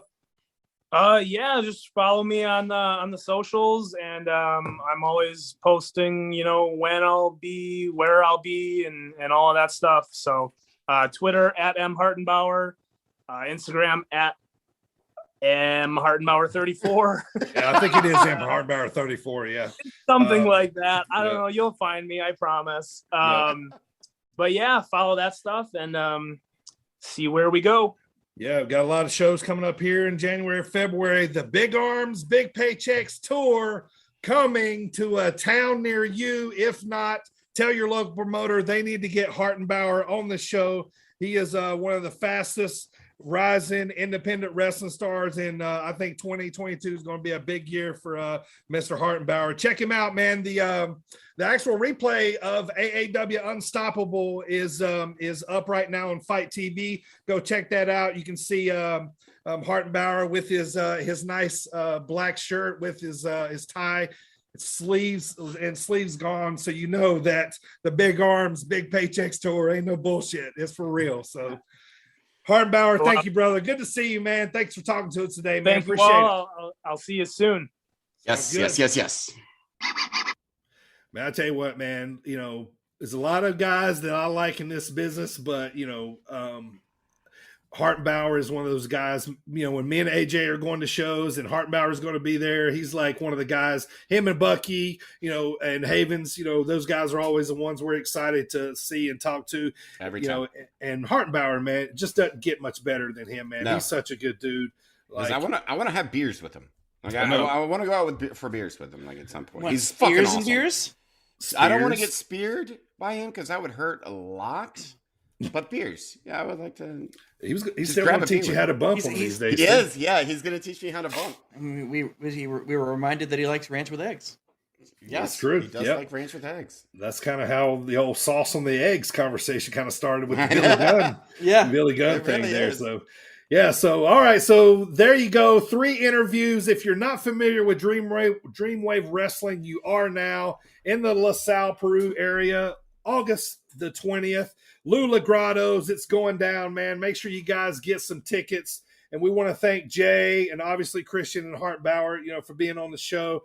And, and just couldn't be more excited about Dreamwave Wrestling's return. But once again, Summer Spectacular. It's a 3:00 Saturday daytime show. You heard Jay talk about, they're going to be announcing a post party there at Lou's right after that. So it's going to be a good time, man. Bring the family, bring the friends. I mean, it's going to be a big return, and I can't wait to see how this card all shakes out. All right, Primo, it's time to close the show, baby. Take us home. This is Christian Rose, Old Evil, That Damn Coyote, Moonshine, Illinois' favorite son, The Truth, The Bitter Lunatic, a man with so many nicknames even I can't remember them all, proudly representing those damn coyotes, King in the Valley, and you are listening to the Sit Down Marks podcast. All right. So, Lucha Daddy's not here this week at the week off, but Primo's back. Hey, The preview Primo. of the final Dreamwave card next week. Also, we're going to get back to AJ's favorite IC title matches with a pick from SummerSlam 92 with Bret Hart versus the British Bulldog. I will also be taking the boys back to Primo's music class, and of course, we will bring you the weekly reactions from around the world of professional wrestling. All right, good stuff, man. Keep spreading the good word of wrestling. Thank you to everybody in Dreamwave Wrestling for helping us put this pod together here, and hopefully this makes you more excited about the big show coming up. We're on the next though. Next week's going to be another good pod, man. Can't wait for it. AJ, you know what to do, kid. Take us home. Shit, I didn't have any. I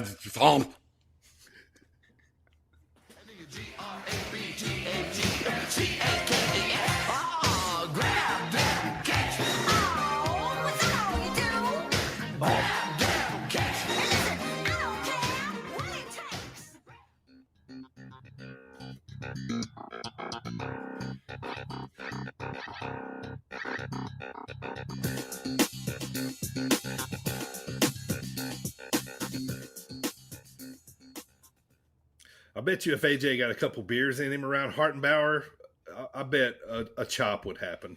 Oh, Ooh, fuck yeah. yeah. I have no sense of personal safety or preservation. Fuck yeah. I like Chop this man. Chop this man. Absolutely.